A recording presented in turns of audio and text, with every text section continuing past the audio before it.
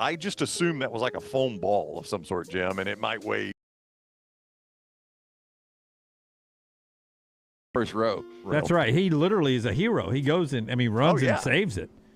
Because it's going to. I bet that thing weighs, I don't know, 50, 75 pounds. Just full of the air. It can't be 400. Yeah, there's no way it's 400 pounds. It literally would have killed him. But his head snaps. He's in concussion protocol. But if he doesn't run and stop it, the people in the first two rows aren't going to really think they're in danger. They're going to think it's part of the show. Exactly. Yeah, because the whole show is about, how the stunts is not a real boulder. It looks like a boulder. Here's how we make it look like a boulder. Watch his head snap. Oh, I know. And you think that guy's got the most job security anybody at Disney? He's up there. And the people in the crowd are sitting, so it could bounce and come That's right. That's what's going to happen instead of hitting the side of the face. That's exactly right. They're not even going to stand up, and some won't even put their hands up because they're going to be like, this is really realistic. Yeah. If somebody doesn't have their phone out, Disney, you never hear about this. You're right. So a man from Florida has been accused of robbing a meat market wearing nothing but a face mask. Police arrived to... Sir, you have plenty of meat. BJ's Meat Market in Lake City. No, that is not. Before 9 p.m. last Tuesday, following a report of a robbery. Store employees told authorities the suspect, later identified as 24-year-old Kobe Watkins, was, quote, nude except for covering over his face. This from the Lake City Police Department. I've always, do you mind throwing this on the scale real quick? I've always wondered how much it weighed. Sir, is this prime or Angus? Yeah. Watkins also had a piece of cloth in his hand wrapped around what employees believe was a weapon, according to local outlet WCJB. That's not a weapon, my friend. Outlet said Watkins is accused of stealing more than $1,000 from a cash box in the store before he fled. Police reviewed surveillance video, searched the area, and found evidence, in quote, including clothing items and other property believed to be connected with the incident. So Watkins was quickly located and arrested. He was charged with robbery with a weapon, exposure of sexual organs, grand theft, and criminal mischief. I'm going to have to let him off because the sign was confusing to him. He went in there thinking one thing could happen. That's right. Don't put it on the side of the building if you don't want me to come in here. Because my balls was up. Nobody was in the lobby if I didn't know where I was supposed to undress and walked in here to the market. But it literally says on the sign. New York City teachers have found that scores of teenagers can't read traditional clocks after a cell phone ban in schools statewide because students figured the skill would be useless in the digital era, according to a report. So first cursive writing, and now traditional clocks. I don't remember where I heard this, and it may be Tyler brought it up one day. Tyler, did you bring up the urban legend about why we no longer teach, or it's not really urban legend, it's a conspiracy theory of why we no longer teach cursive? Did you bring that up? I don't know. It sounds like something I would say, but the real reason we don't use cursive anymore, the real reason cursive started was because you would use a quill and ink, and you wouldn't want to have to pick it up and put it down because then it would be messy. But that is completely outdated. Yeah, there's this conspiracy theory that they don't teach cursive anymore, so that after all the generations that die off that know cursive, nobody can read the Constitution, so nobody knows. Catch up on all today's Next Round on demand through the podcast platform of your choice, Apple, Spotify, iHeart, or Google Podcast, wherever you listen. Always like, follow, subscribe, and turn on automatic downloads so you never miss any part of the Next Round. It's bow time. Tired of choosing between sweet and savory? Why not have both? Introducing Bojangles' new chicken and bowberry waffles. The bold Cajun chicken filet you love, now drizzled with a bowberry honey glaze and sandwiched between two warm waffles. Which means your favorite meal of the day just met your new favorite dish. And lucky for you, it's served all day. But it's only here for a limited time, so try chicken and bowberry waffles at Bojangles today. It's bow time. You know what, D? I hate being on this highway with all these 18-wheelers. I don't know what I'd do if I got in an accident with one. First, call 911 to report the accident, and then hit up the gators of the litigation situation. Alexander Shinara Trial Attorney, because accidents with 18-wheelers, delivery truck, and construction vehicles are complicated. Call 1-800-229-7989 or hit them up at Shinara.com. Alexander Shinara Trial Attorney. We go deeper. We fight harder.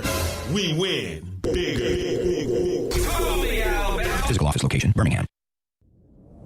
Jim Dunaway, Lance Taylor, Ryan Brown, Live from the Birmingham Racecourse Casino Studios, the next round, presented by Bud Light, is on now.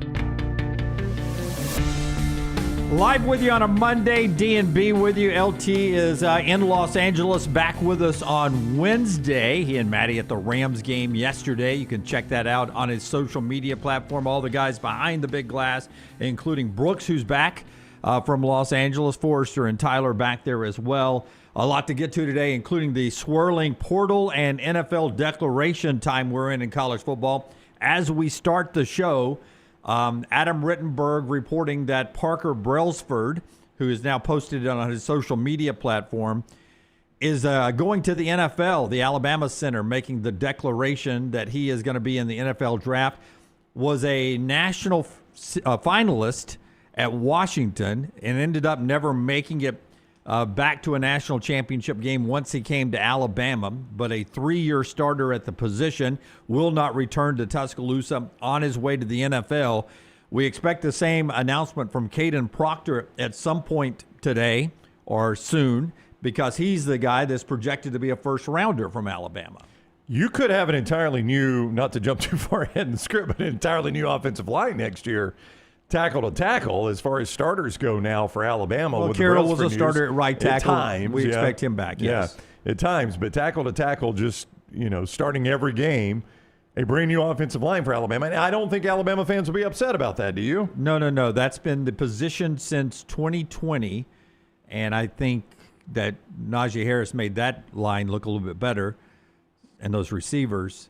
But 2021, 2022, 23, 24, 25, I feel like that position has been on a downward graph as opposed to where they were early in the Saban years. So it's not just a DeBoer thing, in my opinion. It's been just the way Alabama's played football since the 2020 national championship. O-line dominance has been a downward, if we're doing graphs, has been a downward movement. Position-wise, for me anyway. I don't know how you feel about that. I think so, but don't you think, unfortunately, under DeBoer, it has accelerated its downward movement? Nope. I think you don't think so. I think it's been the same. It's been worse every year, yes, but it has been a little down each, about the same degree. You've had great players. I mean, Tyler Booker eats, and he's eating in the NFL. Absolutely. So you've had players. And all these guys are highly rated, but production-wise, you just watch them play, and I've got no stat to back it up. My own 2 eyes of watching every snap is that Alabama's ability, I just go when you need a yard or 2. That's just my eye check right there. Right. If it's 3rd and 2, 3rd and 1, it has gotten worse since 2021 to where we are now. Well, by the same level, like it stairs almost. Yeah, to your point, Alabama in the Rose Bowl needed a yard on 4th and 1. What did they choose to do? They chose to run laterally rather than take Daniel Hill, who's a big back, who was in the Wildcat, and pound him inside and get a yard or 2, right? They haven't had that offensive line. So when we started this whole portal thing in this cycle, where I thought Alabama should spend its money is on some offensive linemen that can eat, because to me, you win football games starting with the offensive line, because the offensive line makes the quarterback better, it makes the running game better, and if the quarterback and the running game is better, the receivers are better, so the offense is better, and if the offense is better, the defense is better. It all starts as the offensive line. I don't want to sound like I'm Cole Kublik here, but it probably is the most important 5 positions on the field, especially if they work as a unit. If you've got a really good offensive line, you're pretty darn good. You're pretty darn good at football, and I think that's what this team has not been great at, especially this year. Well, I think the rush numbers are what shows that, right? And the fact that Ty Simpson runs for his life a lot, but the rush numbers, you generally pin that on offensive line. Yeah, the running backs are not doing a wonderful job of hitting holes with the hair on fire speed that you would love them to hit the holes on. You're going to see, probably a portal guy coming in, at least one in the running back room. I just that run game has to get better. Everybody knows that. You could ask a fifth grader what Alabama needs to do better. They would tell you the running game needs to be better. I mean, their total yardage in the college football playoffs, well, really, if you just go in the postseason, because you include the SEC championship in that, is an embarrassing number. I mean, that's total yardage. Gave the number on Friday. Yeah. I think it was 93, 28, 25. Yeah, just an embarrassing number of yards in the postseason. Maybe it was 98, minus 3, 28, 23, something like that. Something like that. So, you got to fix that. And, there's speculation about the offensive line coach as well. So, I mean, I think it's, with Brailsford going to the NFL, it's almost a complete, Control-Alt-Delete in old school terms, a complete reset at offensive line. And again, I don't think you'll find an Alabama fan that is upset about that. I think that's what they would like to see right now. Dewberry, Vandermark, and Roberts, 3 guards on my 2 deep here I'm looking at. They're out of eligibility. Proctor and Brailsford were starters. Likely NFL. Brailsford makes it official. Formby, who is a right tackle starter, then a right guard, wants to play tackle, can't win that position, so he's in the portal. Ionata and Alanen, who were on the 2 deep but never really contributed a ton, are in the portal as well, to your point. So Lloyd at tackle, Sanders at guard, and Carroll at right tackle, who is the starter now, are the only linemen on my 2 deep that Alabama still has on the roster right now. Yeah. I mean, how many did you read on your 2 deep that they still have 2? On my 2 deep, there's 2, 4, 6, 8, 10, 11. So my right guard has 3 deep, not 2 deep. And there are 3 names that are still now with the program. Yeah, 3 out of 11. So, you're either going to really hammer the portal and offensive line or depend on what you've recruited. And that is, that's got its own challenges there. So I would have to say there is no doubt that when Alabama starts pulling guys out of the portal, offensive line is going to be a huge emphasis here. 14 Alabama players into the portal. We'll talk about that a little bit, get to the Auburn Bulls. There'll still be Tigers, right? They're not going to have a Bulls mascot. The USF influx has started, waiting on the big one, Byron Brown, to make it official. He's on his way to Auburn. We all believe that to be happening soon, the quarterback. We'll talk more about the portal, who's leaving and who has come so far, right after we tell you about one of our great sponsors. That's Alexander Shannara Trial Attorneys. That is right. Alexander Shannara Trial Attorneys. You don't pay a dime unless they win your case. Shannara.com. Shannara.com. That's the website to go to for Alexander Shannara Trial Attorneys. We tell you all the time, they have recovered more than $2 billion. That is billion with a B, $2 billion for their clients at Alexander Shannara Trial Attorneys. And they've done that by following some simple values that Alexander has had, that he has followed his whole life, and now they're part of his firm: integrity, mastery, passion, and success. Those 4 things have driven him. And now 24 years, 25 years in Birmingham, as I said, $2 billion, more than that recovered for their clients at Alexander Shannara Trial Attorneys. You pay nothing unless they win your case. Shannara.com, Shannara.com. The NFL declaration that, Proctor's a given. He's a projected first rounder. The next guy Alabama's watching is quarterback Ty Simpson. And he is projected right now in some circles as a first rounder. The last mock I looked at was from USA Today. Mm-hmm. And he was projected to go 21st to the Pittsburgh Steelers. Now that you've got sort of a, I think it's 18 teams you've got the draft order for, with the first overall pick being Fernando Mendoza, the second one being Dante Moore, though Dante Moore is hinting he may come back to Oregon. I don't see how he would do that if he's going number 2 overall to the Jets. Be a lot of NIL money to... But there is that out there. And then there's Ty Simpson, the only other quarterback mentioned in the first round in the USA Today mock draft, and there's 1,000 mocks out there you can look at today. And everyone is waiting to see Ty Simpson's decision. I don't know what will go into that. It was reported yesterday that Ty has yet to make a decision about his NFL. They're still gathering information. There's a lot of, I think, fake accounts out there on social media that, talks about Ty Simpson at other schools next year, which isn't, we've seen crazier things happen. Well, sure, it could happen. Yeah, we've seen crazier things happen. For instance, without giving away too much information, I think there was a scenario at one point that Bryce Young could have gone to USC after winning a Heisman at Alabama. Yeah. If he didn't get X amount of dollars. So, Ty Simpson's in the decision phase of what's going on. I don't know how it ends up.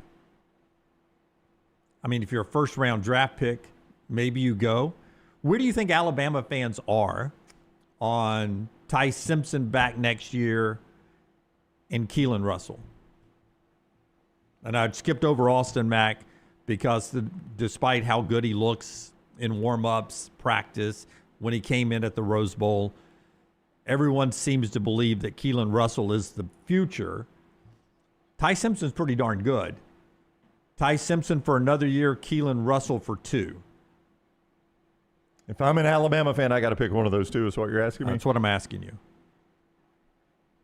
And both could happen. You don't have to choose. We live in America, and you don't have to choose. You don't. You can't have you can have both. You said both can happen, but it's a narrow. I mean, you got to thread a needle, make both happen. I mean, Russell would have to be very patient. He's a 5-star guy. Yeah. Patience can happen because you're getting paid, and we haven't seen a ton of him on the field yet. He hadn't got a lot of playing time, so I'm sure he's anxious to play football. But there's reasons you sit around and wait sometimes too. But I'm just saying, if you had to choose one more year of Ty Simpson, or what most would project at least 2 years of Keelan Russell before he went to the NFL. I think if I had to choose one of those two, I would take 2 years of Keelan Russell.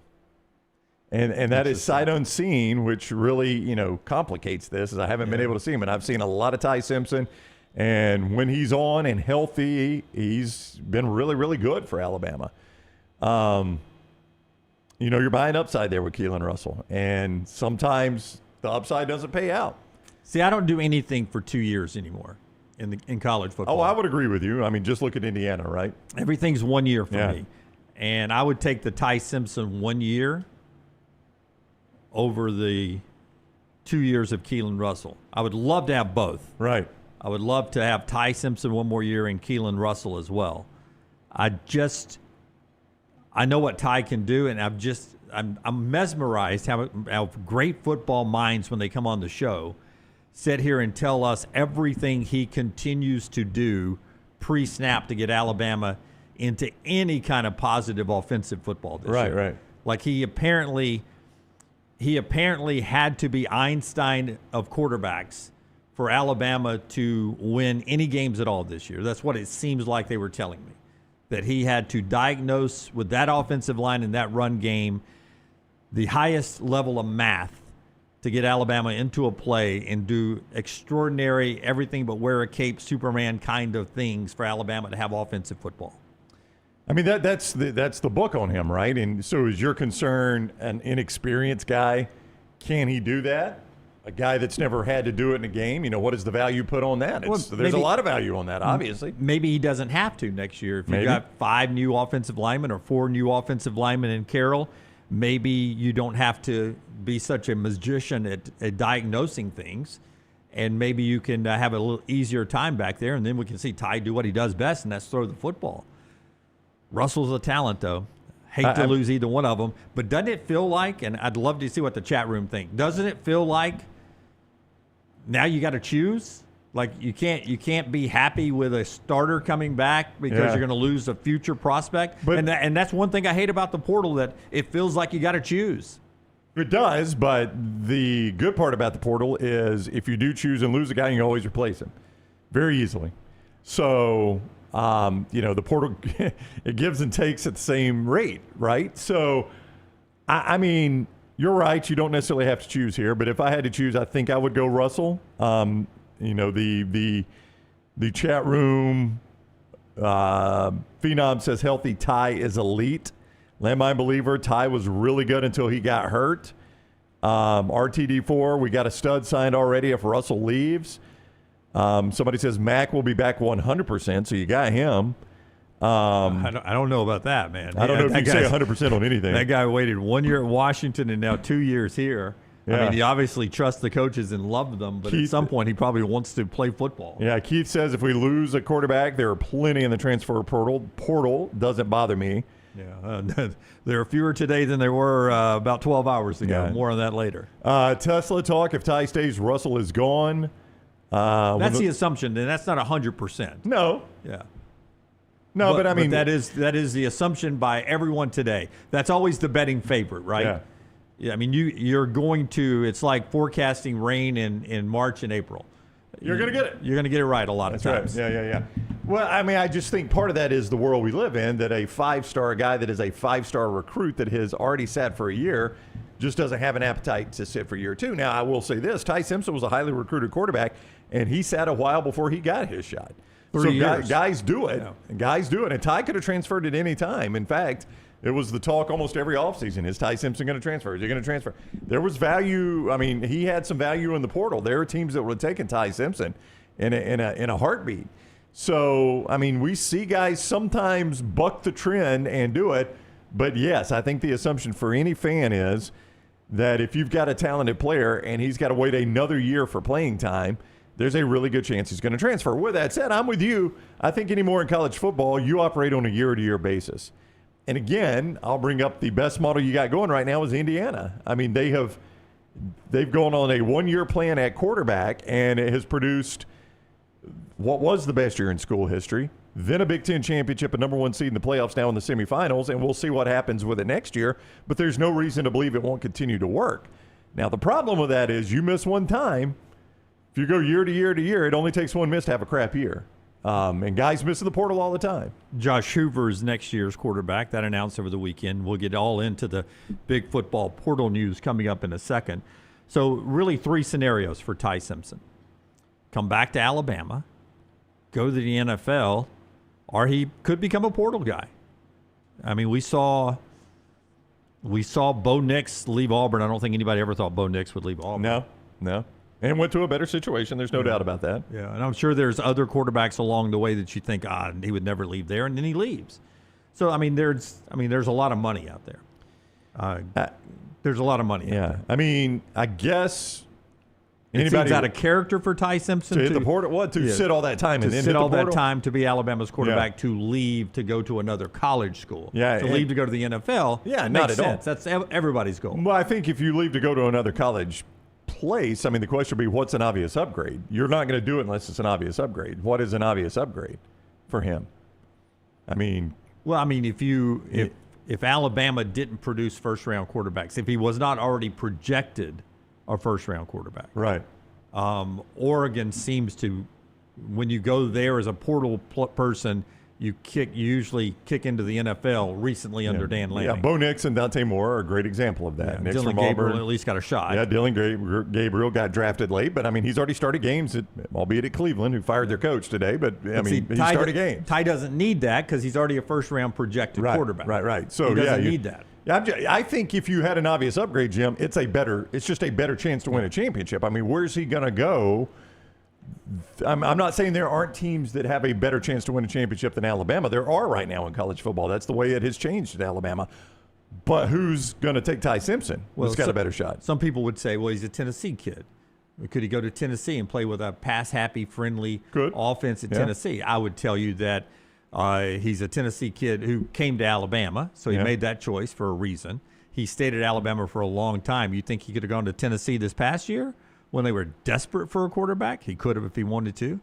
Do you think I know that Heupel's offense is considered to be this great, innovative offense. So's DeBoer's and Grubb. It's a pass-happy offense. Just look at their rushing numbers when they played for a national championship. Anything can happen. I don't see why he would go to another college school. It's back at Alabama as the starter or the NFL first round to me. But it's a crazy time in the portal. Alex Scarborough with a good story on that. 24/7 Sports, 247 Sports. You can check it out right there. Alex Scarborough writing about Ty Simpson today. Yeah, it is a fascinating decision for him. Just real quickly, you look, Jim, at the draft order. Like if Moore came back, and I'm with you, that'd be surprising. If Moore came back, there's a chance you could be the number 2 quarterback off the board, and that's a chance that you could be playing for the New York Jets with the number 2 overall pick. Yeah. That's pretty good money there. Hard to imagine Dante Moore being virtually guaranteed the second quarterback off the board and the second pick in the draft going back to Oregon. But I'm just looking at... do I think Ty Simpson's a better quarterback than Dante Moore? I do. Yeah. I'm just looking at the draft order. As you said, the first 18 are set. And who needs quarterback there? I mean, pick number 3, Arizona. I don't know if they've decided what they're going to do with Kyler Murray or move on from him. 4 is Tennessee. They've got Cam Ward. 5 is the Giants. They're very happy with Jackson Dart, to the point that there were reports that Charlie Weiss might be in their crosshairs about being a coach there. Weiss has said today he's got no interest in that. Charlie Jr., not senior. Browns just fired their head coach moments ago. They got more quarterbacks than anybody. I mean, you've got a lot of places you could go. But to me, as I've always said, if you're one of those mid-round guys, often you go to better franchises, and that's where you find the Cowboys, the Rams, the Ravens, the Bucs are picking right there. Those little better franchises there. Storm Restoration Roofing bringing you part of the show today. Greg from Pell City. He can help you out with the stains on your roof. It happens even if you don't live under a bunch of trees in the South because the sun is so brutal in the summertime around here. So Greg has this soft wash program right now that can make your roof look years younger. And he can do it at such a reasonable, family-friendly price. To get details about his soft wash or to get a free, no-cost roof inspection, you can call Greg, 205-542-3531, 205-542-3531, or look him up on Facebook, Greg from Pell City Storm Restoration Roofing, A-plus rated with the Better Business Bureau. Storm repairs, roof replacements when you do have an old roof and it needs replacing. But it all starts with that free no-cost roof inspection, and ask about the soft wash with our friend Greg from Pell City and StormRestorationRoofing.com. The world is about to start back for a lot of kids in school. As they are headed back to school, you can take them by Bojangles on the way and get that day started right with a Bojangles breakfast. I always recommend that Bowberry biscuit with the chicken filet in the middle. It is fantastic. Get that glaze on there as well. Ooh, so good. Those hand-breaded chicken tenders there at Bojangles as well. The Bo Bites, the hand-breaded chicken tender bites that we recommend you dip in that peach honey pepper sauce. It is terrific. That's great for lunch or dinner. And also great if you want to have a watch party for some of the college or pro playoff games that are continuing. It's going to be fun in the pro playoffs. They look fantastic. You can do that right now with our friends at Bojangles. So whether it is breakfast on the way to work or school tomorrow, lunch or dinner tonight, or one of those great watch parties to watch a little more football, you can always go to Bojangles and make it bow time. I've got 14 Alabama guys in the portal since they lost, what was that, back on Thursday? Mm-hmm. Ones that are impactful to me. I'm on the wrong side of the Keon Keeley world, apparently. I liked what he was putting on tape the last few games of the year. I thought he had a future at coming off the edge for Alabama. A lot of Alabama fans on my timeline disagreed with me. What was their criticism of him? That he had not done a whole lot and looked good in warm-ups. Had produced a lot in a couple of years. Looked good getting off the bus? I think he was a number 1 edge guy when he committed to Alabama. I think he's going to be good somewhere, but I'm just the average guy. Other than that, Mbakwe, he excited me more as a DB than he ever did as a wide receiver. Them paying to keep him.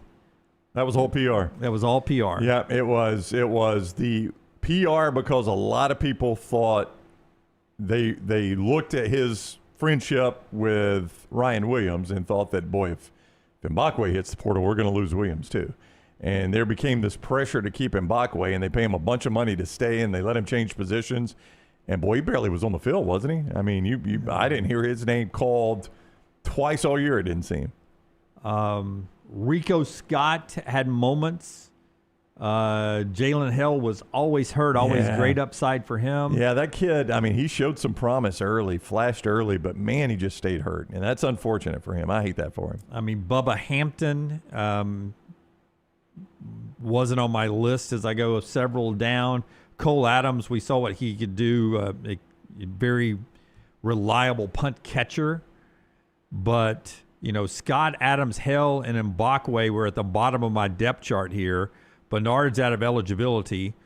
Williams, Horton, Brooks, and Meadows are all higher than the guys you're losing at the wide receiver position. I thought Richard Young, the running back, I thought he had a future with Alabama.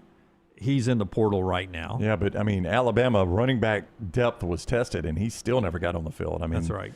They went A.K. Deere, who was I shouldn't say – it's not a criticism of coaching. It was just he's a young guy, and you saw in the SEC championship game, he wasn't ready for prime time just yet. So even with all that, Richard Young still couldn't get on the field. Riley Hill and Deere ahead of him on the depth chart. Wilkin Formby, everyone's saying, well, he's a starter. Well, he was a starter at right tackle, but that was precarious every time he was the starter there at right tackle. And eventually he moved to guard. I liked him better at guard, but probably oversized for a guard. And wants to be a tackle. Yeah. So he's going to go be a tackle somewhere else. But his time at tackle at Alabama is the reason he's playing guard, right?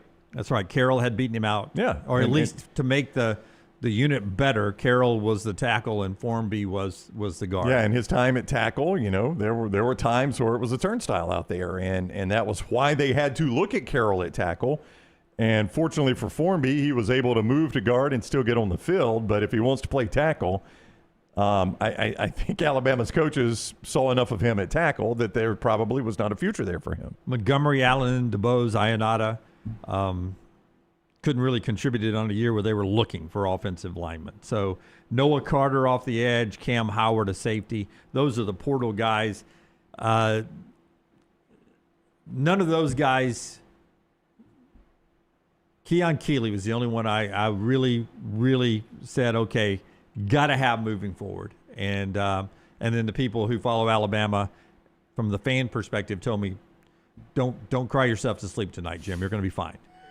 Losing Keon Keeley. So I'll trust you guys that you can shake a tree in the Southeastern Conference and get an edge guy coming off. Yeah. So a lot of names, big numbers. I don't know about the impact. For Auburn, you're waiting on the future quarterback. You did get a USF quarterback, a South Florida quarterback in freshman Lachlan Hewlett, who was, I think, Byron Brown's backup this past year, at least in the room. He's got 4 years left of eligibility. You're waiting on Byron Brown, who's in the portal, and everyone's expecting him to sign with Auburn. That is the expectation, no doubt, because of the entire coaching staff basically being there. Alex Golish, I mean, it seems too easy right now, but regardless of whether he signs, Jim, you had to have depth in that room. I mean, keep in mind, Deuce Knight is gone, Ashton Daniels is gone, Jackson Arnold is gone. Those were the 3 scholarship guys in that room, the 3 guys that were on the Auburn depth chart, all gone. So whether you could sign Byron Brown for $10 million in NIL money, you're still going to have to go find 2 more quarterbacks. So there is no, there's no reason to read into if Auburn goes and gets another quarterback out of the portal before Byron Brown. I don't think that's indicative at all of what Byron Brown is going to do. I think it's just that Auburn, they're going to have to go get another guy in all likelihood to fill out that room. That is an empty quarterback room right now, and you're going to have depth whether you get Byron Brown or not. You got 2 USF receivers, Pettigrew and Neptune. I'm looking at their receptions this year.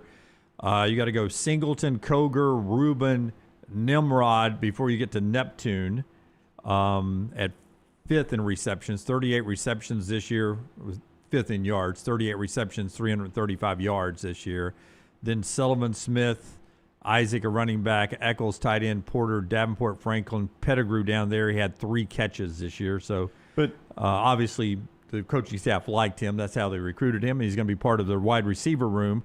But any wide receiver, I won't say any, but most of the wide receivers you bring in from anywhere are going to seem like it's a step down from what you already have on campus or had on campus. Had on campus, and that's the key. So there again, I'll say the same thing about the receiver room I said about the quarterback room is when you lose Cam Coleman, Perry Thompson, and Malcolm Simmons, you're going to have depth in that room. So I don't think by any stretch of the imagination that Alex Golish thinks he's going and getting frontline starters in that group. He just knows I've got to have some depth, and recruiting is done now. So the only way I'm going to get depth is through the transfer portal. These aren't like guys you're going and paying millions of dollars to come from South Florida. You're going and saying, hey, you want to come play in the SEC? That was probably a dream of yours. You're in the you're in the American. You want to be in the SEC? Here's your opportunity. And I can't promise you that you're going to be a starter. I can't promise you you're going to get a ton of playing time, but you're going to be on an SEC roster with your chance to earn it. And that's sellable to those guys, especially when you already have a relationship with them. And as we've seen with, and this will be the example for the foreseeable future, as we've seen with Indiana and others, that it becomes character, it becomes chemistry, it becomes a culture that these guys can tell the locker room, the other people that are there, this is how Golish and the crew like it. This is how we did it that was successful for Alex Golish.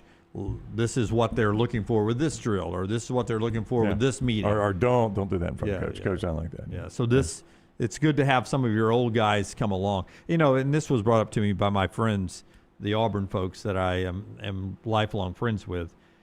They said in retrospect, how many Liberty guys followed Hugh from Liberty to Auburn? And when you think back, I don't think any did. I was about to say, if one did, I don't think he was a major contributor because I can't remember. I wouldn't stake my life on that one. And they were all like, what does that tell you about, because obviously any Liberty player would have loved to play at Auburn. Yeah.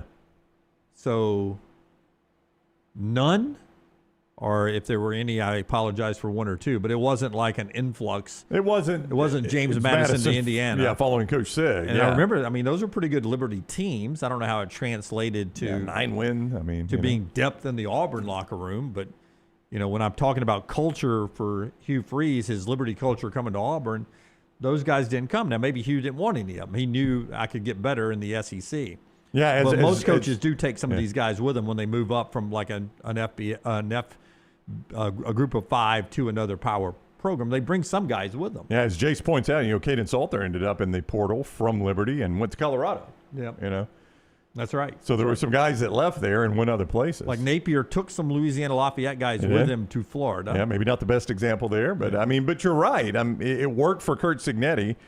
And maybe Freeze got there and was like, "Nope, I was not coaching SEC players at Liberty. Yeah. I gotta fill this thing with SEC players." And by the way, that he didn't know what SEC players looked like because he'd coached in the SEC. That's before. right. Yeah, coached and recruited in the SEC, recruited at a very high level there. So he definitely knew what SEC players looked like. Yeah, and so I understand. But Golish does too. Yeah, I understand what Golish is doing. You want to bring some of these guys in, and listen, Byron Brown is a stud at any level. So we'll wait and see. 3,158. Passing, just over 1,000 rushing, 42 touchdowns. And everyone expects him to be Auburn's quarterback next year, just nothing official yet. All right, so there's Ty Simpson, Brailsford to the NFL, 14 Bama portal players, Auburn's USF ties waiting on Byron Brown. Much more college football to get to. NFL playoffs are set. We'll get to basketball, big win for Alabama. Against Kentucky. Tahaad didn't start for Auburn, and a reason from Stephen Pearl, and they lose a heartbreaker to Georgia as the SEC play starts. All that coming up on the show today that's being brought to you by our friends Way to Wellness, your journey to healthy living. Leslie, her board-certified team can help you jumpstart your weight loss, and she can do that really easy. It starts by you going to that website, aplanforme.com. aplanforme.com. There you'll find unbelievable information that will tell you about Way to Wellness. And I will tell you that as a client of theirs and a friend of theirs now for half a decade, maybe even a little longer, that it works. I sit here today after eating so much banana pudding over the weekend at a warm 177 today. 177. At one point, I was as heavy as 226 in my life. They helped me lose the weight. They helped me keep it off. It helps me stay healthy with my blood pressure, my cholesterol, all that, because I'm an old guy now, and my diet is so much important to me. Whether you're 20 or whether you're 60 or somewhere in between, Leslie can help you. Planforme.com, injection therapy, meal replacements. I use these protein bars to keep from bad snacking. There's no contracts, no sign-up fee, and the first consultation is free. It's Way to Wellness, your journey to healthy living. And when it comes time to redo that room in your home this year, maybe it is something as the calendar is flipped. All right, we got to do this in 2026. My guy Brad Bell is standing by, waiting to work for you. It's the guy that redid the master bath in the Brown house. And when it came time to do that, my wife Jennifer was very thorough. She scoured the internet looking for the right person for the job. Brad Bell was the guy she picked. You could see more, not just my before and afters, but a ton of jobs that they've done. AlabamaBathRemodels.com. AlabamaBathRemodels.com. Now here is what Brad specializes in. Don't hear me say it's all he'll do. Just hear me say it's his specialty. Master bath, kitchen, and master bedroom closets. Those are 3 rooms you spend a lot of time in. You want them to be great and functional. And then when you go to sell your home, those 3 rooms really, really jump when people come visit your home. The master bath, the kitchen, and the master bedroom closets. You want Brad to come out and look at one of those jobs or any job in your home? Here's his number, 205-422-1758. Brad Bell, 205-422-1758. Or AlabamaBathRemodels.com. Follow LT on Twitter at TheLanceTaylor. You know what, D? I hate being on this highway with all these 18-wheelers. I don't know what I'd do if I got in an accident with one. First, call 911 to report the accident, and then hit up the gators of the litigation situation. Alexander Shinara trial attorney, because accidents with 18-wheelers, delivery truck, and construction vehicles are complicated. Call 1-800-229-7989 or hit him up at Shinara.com. Alexander Shinara trial attorney. We go deeper. We fight harder. We win bigger. Call me Alabama. Physical office location, Birmingham. What are you waiting for? It's non-stop gaming action at Birmingham Racecourse Casino. Come play more than 900 of the latest and greatest games around, featuring fun bonuses and big jackpots. You can wager and win on horse and greyhound races from all over the world. There are more ways to win at Birmingham Racecourse Casino. Birmingham Racecourse Casino, located off I-459, exit 31, Derby Parkway. Must be 21 or older. Hey, there's nothing worse than waking up to a plumbing problem. Don't get caught in a flooded house. Call the guys at Hemphill Services. Adam, Chad, and the team at Hemphill are the only ones I trust to fix it and fix it right the first time. Hemphill Services does it right and always at a fair price. For all of your plumbing, cooling, and heating needs, trust the name that Birmingham has trusted since 1954. That is Hemphill Services. Call now, 205-229-2090. That's 205-229-2090. The beauty of the holiday is at the center of your table with the New York Butcher Shop. Their selection of USDA certified Angus prime rib roast, beef tenderloins, and fillets, as well as premium pork and lamb cuts, are the finest selections available in the market and are hand-cut just the way you want. With side dishes handmade by their professional chefs, your holiday meal is complete. Visit one of their 2 locations today in Cahaba Heights or off Highway 119 in Greystone. Place your order today. The New York Butcher Shop. Rare quality, well-done service. Hey, for all of your IT and printing needs, reach out to our friends at Xerox Business Solutions. Look, I'm still one of those old school guys. I print my notes every single day for the show. If you watch the show here on the next round, you see all the notes in front of me. From day one, Xerox Business Solutions, they've been with us here at the next round. Local for over 45 years. For all of your IT and printing needs, visit XeroxBusinessSolutions.com or call 205-969-3000. That's 205-969-3000. Storm season is here. Make sure you have a plan of action in place right now. Greg from Pell City and Storm Restoration Roofing should be your first call when storms hit. Insurance companies love working with Storm Restoration Roofing because of Greg Nelson's name and reputation in the industry. When storms hit, call Greg Nelson. He's local, 205-542-3531. He's the home of the free no-cost roof inspection. Greg from Pell City on Facebook, 205-542-3531. It's Storm Restoration Roofing. Hey, let me tell you about our friends at Urology Centers of Alabama. Compassionate and comprehensive urological care with 35 physicians, 17 locations across Alabama. Their patient-centered approach to all of your urological needs. Remember, they've got that new men's health center. It is beautiful, helping men with a wide range of sensitive male issues in a comfortable environment. You can always go online, visit urologycentersalabama.com, schedule an appointment with one of their many urologists today. It's bow time. Tired of choosing between sweet and savory? Why not have both? Introducing Bojangles' new chicken and bowberry waffles. The bold Cajun chicken filet you love, now drizzled with a bowberry honey glaze and sandwiched between 2 warm waffles. Which means your favorite meal of the day just met your new favorite dish. And lucky for you, it's served all day. But it's only here for a limited time, so try chicken and bowberry waffles at Bojangles today. It's bow time.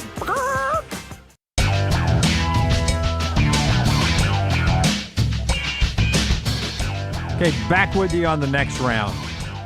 Listen, Brown and I both have Roback what are these called? Quarter zips today. Yep. Roback.com, promo code TNR for your great gifts, even after the holidays. Roback.com, promo code TNR. So I am not a fashion guy, but occasionally you have to show out on television. First of all, the reference here before we show you the picture, Forrester, Greatest Showman. This was off basically loosely a guy who's the ringleader at a circus. Ringling Brothers' Greatest Showman looks like this. He wears this cool jacket. Can you pop that up over here on the big screen on Tyler's screen real quick? There we go, The Greatest Showman. All right. When I was a kid, there was a show called Captain Kangaroo. I think he wore this jacket. Just see what you're going to talk. All right, there's Cap. Here's Ryan Clark earlier today on ESPN. What? You were? I mean, can we go to the sequence again? Can you give me The Greatest Showman again? I think to me it's going to be closer to The Greatest Showman. See, I like that. I like Greatest Showman. That's good. Now, Captain Kangaroo again. There's Captain Kangaroo. Now Ryan Clark again. I had not seen Ryan Clark's jacket until you said Captain Kangaroo, and then Ryan Clark popped up on one of our TVs here, and I was like, oh my gosh. Now, before you guys at me, I know that probably costs more than my yearly salary. Yeah. And it is, and Ryan Clark's one of my favorites. But what are we doing? I mean, when you're on set with Cam Newton. And Cam doesn't have the loudest outfit on. Cam doesn't have the craziest thing on. You are wearing something. Oh, I love it. I love it. It's fantastic. Captain Kangaroo. I hadn't thought of him in forever. I never watched that show. I hated that show. Wow. I don't know. Rest in peace, Captain Kangaroo. It sounded like you were getting nostalgic for a second. Yeah. No, hated I remember that show. like you're reminiscing on it. Never watched it. Never watched Captain Kangaroo. Hated it. I can't remember anything. For some reason, Captain Kangaroo makes me think of Captain Crunch. But it's because I ate Captain Crunch while I watched Captain Kangaroo. And I only watched Captain Kangaroo because it was on because nothing else was on. No offense, but I think I was too little to enjoy Country Boy Eddie. I later learned to enjoy Country Boy Eddie, which was, for those of you not from Birmingham and not old, was a morning show where they didn't do news. He would play country music with his band and interview people. It was really good. It's where I found out Alabama won the 1978 national championship. Herb reported it, right? Herb got up early, and the show was on from 5 a.m. to whenever. Now you just do, local news, and it's sad and depressing usually. There used to be a guy with a banjo that would sit there and sing the commercials. I mean, really, he would be like, Golden Flake potato chips goes good with your sandwiches, and some kind of syrup that's made outside of Tuscaloosa. It's good with your buttered biscuits. He'd sing the commercials, man. It's a good song. It was good. Is that available on iTunes? Yeah, I forget what the syrup was, but it was really good. Golden Eagle or something like that? Yeah, it was Golden Eagle. Yeah. It was Golden Eagle. Basically, it was like sugar. Yeah. Yeah. We're just gonna bottle some sugar. It was really Hype good. them kids up. Back to football we go, and a little basketball first after Brownie tells us about Fractional Financial. Yeah, if you have a small to mid-sized business in Alabama, Georgia, East Tennessee, or the Carolinas, you want a CFO service that is designed for businesses that need expertise, Rod Smallwood is your guy at Fractional Financial. He and his team, they're experts in these areas: cash management, budgets and projections, accounting, payroll, and annual reports. We're business owners ourselves. We know how big of a headache those things can be. Fractional Financial does all of that for you. They're not your typical contract CFO service. They work with clients face-to-face, make informed data-driven decisions to get businesses to the next level. So here is Rod's number if you would like to get on board with Fractional Financial. 704-614-2083. That's 704-614-2083. Or online, fractionalfinancial.net. That is fractionalfinancial.net. All right, so I'm in Tuscaloosa on Saturday watching Alabama beat Kentucky for the fourth straight time, which is pretty darn amazing. Nate Oates, I believe, is 7-4 now against the Kentucky Wildcats, which is,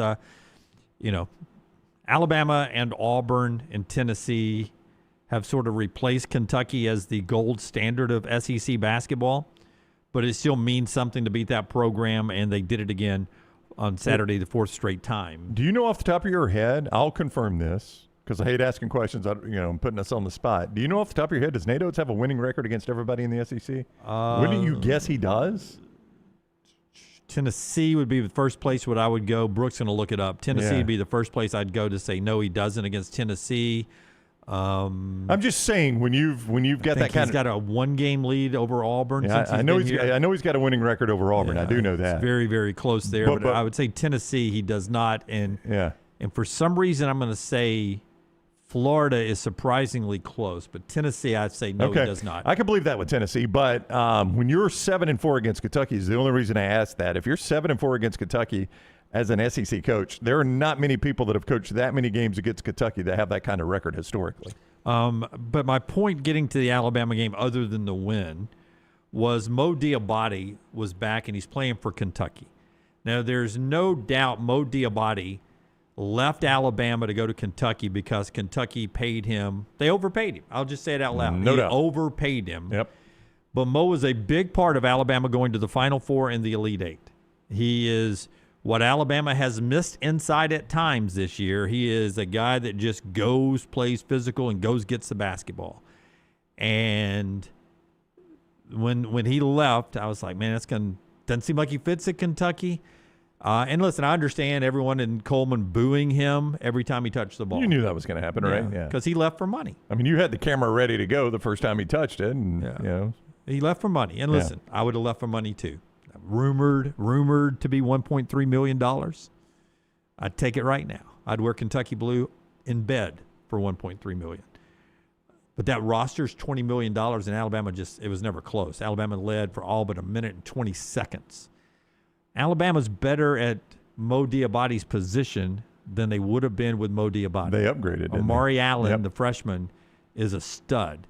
And when you just compare the numbers this past weekend of what Amari Allen did against Kentucky and what Mo Diabate did against Alabama, Amari Allen was the winner too. Here is Nate Oates, cut 3, Tyler, of Nate Oates getting asked about Amari Allen. Has he filled the void of toughness from Mo Diabate? Would you say that he has maybe filled the void in the blue-collar, hard-hat mentality that Mo Diabate left when he transferred out? 100%. I know we cross-matched and guarded with Trelly on Mo D, but with that group we started today, he was our starting 4. And Mo D played 4 or 5. I mean, shoot, we even at the very end can play Amari at some 5. I mean, he's our leading rebounder. He's been that for a ton of games this year. But yes, but he's also a combo guard, point guard on the other end that can make plays. So it's nice when you can put a guy in there that's talented enough to be a point guard on offense and tough enough to be your blue-collar toughness guy like Mo D was for us last year. I mean, he's good. I mean, he's really good. A significant upgrade, I would say. Would you say significant? Is that fair? Yeah, because of what he just said. Mo was better last year at scoring the basketball, better than I thought he would ever be. But Amari Allen can shoot it. He can play every position on the floor. And he's got a better NBA future than Mo does. Not that it matters in college. But no, Amari Allen may be the key to how deep Alabama goes in the NCAA tournament. That's how important he is because of what he brings to the table.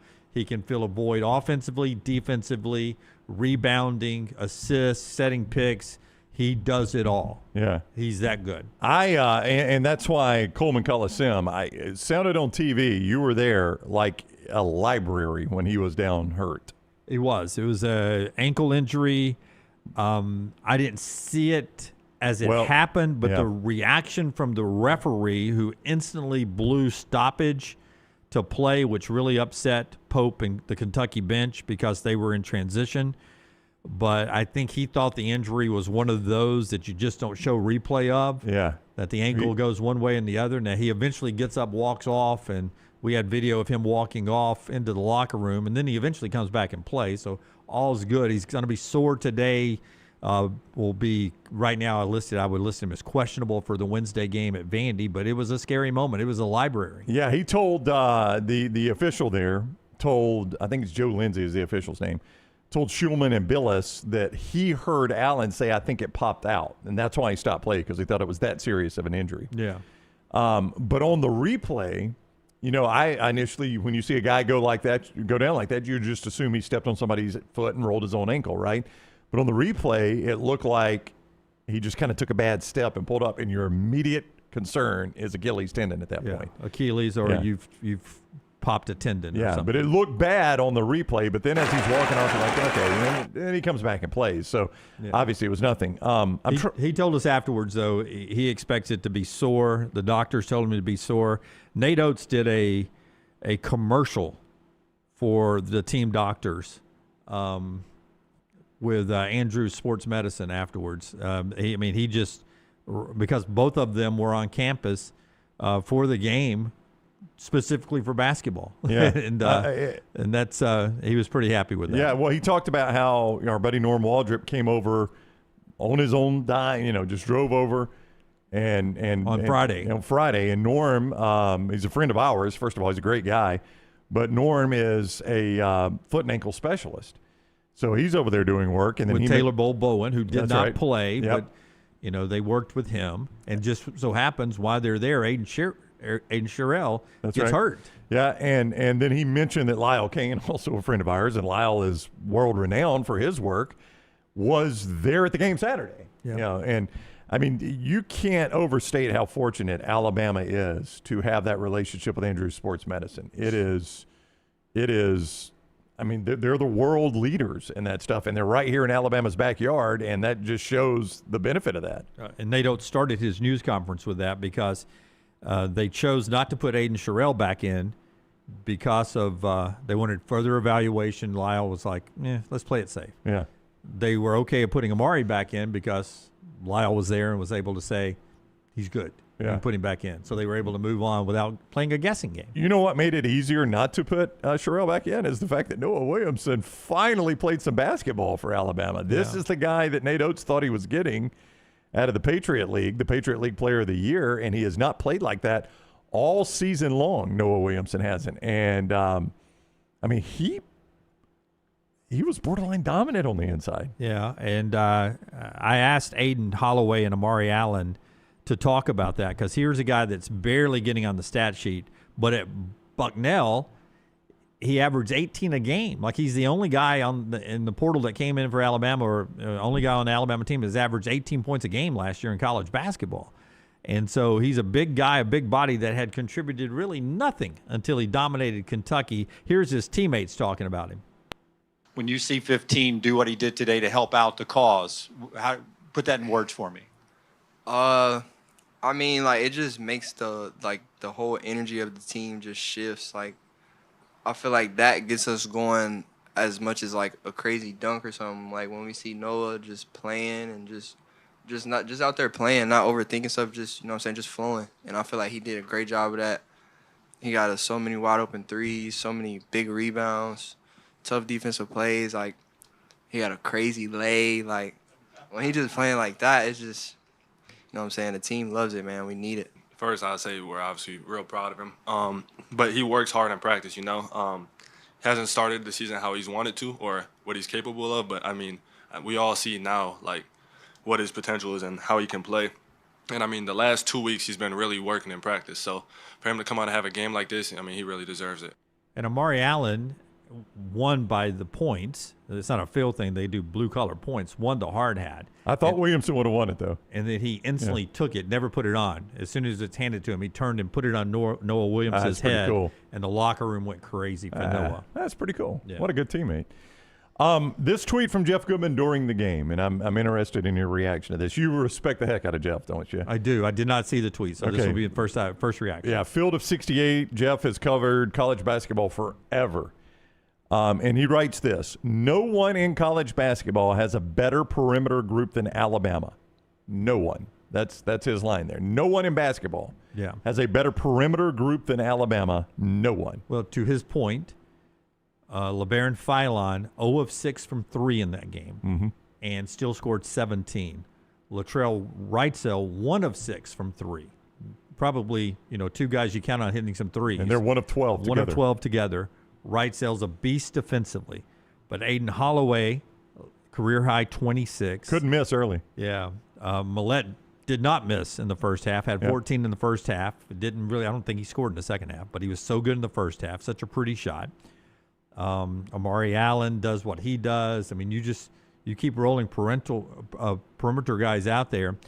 And Jalil Bethea, just if he could ever figure it out, he's another guy that could be out there. And no, I agree with that. They're really good there. It's inside. That's why the Sherrell injury, when we hear from Nate Oates before Wednesday's game against unbeaten Vandy in Nashville, a place that's been a house of horrors over the years. Yeah, that's going to be that'll be big news for Alabama moving forward on Aiden Sherrell and the extent of his injury, if he's able to go Wednesday or if he's able to do anything moving forward. We'll wait to hear that from Nate Oates. On Auburn, real quick, after Brownie tells us about our friends at Central State Bank. Yeah, it is a bank that is big enough to meet every single need you have, and that is very, very important. But they are small enough to actually have a relationship with you because they are a community bank. They live and work in the community you live and work in. You're not dealing with somebody that is 10 states over. You're dealing with Central State Bank, and they've been doing this for more than 100 years with trusted service, large enough to serve you, small enough to know you. So whether you're chasing dreams or building your business, they've got the tools, team, and personal touch to help you win. Rooted in community, driven by relationships, it is Central State Bank, member FDIC. Georgia beat Auburn 104-100 in overtime. I don't even want to talk about the game that much. Georgia's 13-1. To me, this is all about Tahaad Pettiford at this point. He did not start. Now, he came in. I don't think he started one game last year for us, or am I right? He only started one game. He was an off-the-bench, six-man kind of guy last year for that great Auburn team, right? I don't know about the one game, but, yeah, that was typically his role. In general, that was his role, yeah. I think he started at least one game. So Todd coming off the bench is nothing new, but he is a guy who could have stayed in the NBA draft, came back, probably your highest-paid guy, and did not start because of what Stephen Pearl called a tough decision, that Tahaad continues to make him make tough decisions. And it sounds to me, in listening to the postgame, like Tahaad is not doing things. He's almost treating Stephen like a substitute teacher. And that's a shame if that is the case. Now, Stephen doesn't say that. That's just me from You're reading between the lines. Outside looking in. I've got to not start Tahaad freaking Pettiford on the road at Georgia in our SEC opener because of something he's doing that's not up to our standard. And to me, that's just disrespectful to Stephen Pearl and what he has done for you as an assistant in helping you last year, Todd. And you're not being a good teammate to Overton and Freeman and the rest of those guys there. I'm hoping Saturday was a wake-up call to Tahaad Pettiford. He obviously handled it well. He came in and led the team with 25 points. He was 3 of 11 from 3. If he gets his outside shot going, they win that game easily. They fight hard to get to overtime, and then they lose in overtime 104-100. Where he had fouled out, by the way. Where he had fouled out with probably a couple of fouls that just didn't make sense. Well, and that's, that's the So not being specific to Pettiford here, and it's going to be hard to say this because we're just talking about Tahaad Pettiford, but not being specific to him, one of the concerns with NIL, you mentioned he's the highest paid player, is that player becomes bigger than the team. And I'm not saying that's the case with Pettiford, but it at least seems like it's on the table right now, right? Is that kind of what Stephen Pearl is saying is, he's putting himself in front of the team, and I can't have that, so... Well, he didn't say it like that. I know, but I'm saying... He made it a point for the whole team. When we got back from Purdue, I told everybody, we got to tighten everything up. Right. Top to bottom. Head coach to last water boy. We got to tighten everything up. Everybody's got to be on time. Everybody's got to do this, got to do this, got to do this. But this is in general... If you're not doing the things that the coach expects you to do to the level that you don't get to start, you're essentially putting yourself before the team. Now, is it because you make more money? I mean, who knows why? But you're making choices that benefit you, not choices that benefit the team. Usually you make That's safe to say. Usually you make those choices when you think you can get away with it. And I credit Stephen in his first year where – obviously there are big shoes to fill. There are people that are saying the only reason he got this job is he was the head coach's son, all those things. Stephen to step up and say, I'm not going to give in to my star player. And I'm not going to let him just do it the way he wants it done. There will be repercussions if you don't do things the right way. Now, not starting could be step one here. Maybe this gets Pettiford's attention. It seemed to, right? I mean, again, he led them in scoring. Steven says he handled it in practice when he knew he wasn't going to start, and then he came in and played really, really well, except for a couple of those fouls. But, I think a lot of players make stupid fouls sometimes. Well, the last one was a must-foul situation where you're trying to extend the game. Now, you would prefer someone other than Pettiford make that foul, but the ball was inbounded to Pettiford's guy, and he's the only one around him. Yeah, you got to do what you got to do. You got to do what you got to do, so he took the foul and fouled out. Overton's almost on a 20-point streak, just missed it with 19. Keyshawn Hall had his 8th 20-point game. Freeman is good. They need Pettiford to kick it in a little bit here, and hopefully the little correction by Stephen Pearl gets that done. Texas A&M at Neville, 8 o'clock on Tuesday. Should be a game Auburn handles because Texas A&M is in the bottom half of the league this year. Nice-looking record, but they haven't, Bucky McMillan in his first year hasn't done a ton to get there. Alabama on the road Wednesday at 8 o'clock in Nashville against 14-0 Vandy, who will be probably they're 11, probably a top 10 team when the poll comes out today. There's basketball for you. We will do more football coming up and the viewing menu in the next segment. Joel Klatt joins us to start hour number 3 at 11 o'clock. The show today being brought to you by great folks like our friends at CPAP Plus Brownie. SleepHomeAlabama.com. Yeah, and you can go right now to SleepHomeAlabama.com and see all they've got for you at CPAP Plus. If you think you need a system that helps you sleep a little bit better there, the CPAP system, they can actually do the testing right there. It is so easy. It's a take-home test. You don't have to go in and sleep somewhere overnight. They look at the results with you, and they can recommend what works best for you there at CPAP Plus. So that is so much easier for you. Just go to Sleep Home Alabama and get started. Now, if you're already on the CPAP program, you know that replacement parts are just the parts you need. They can be difficult to come by sometimes. You have to wait on them to ship. Not at CPAP Plus. A lot of them right there in the store, or if they are not in the store, they could set you up on a shipping program that gets it to you in a timely fashion, and you can depend on it. They just do it all for you there with our friends at O'Neill Medical.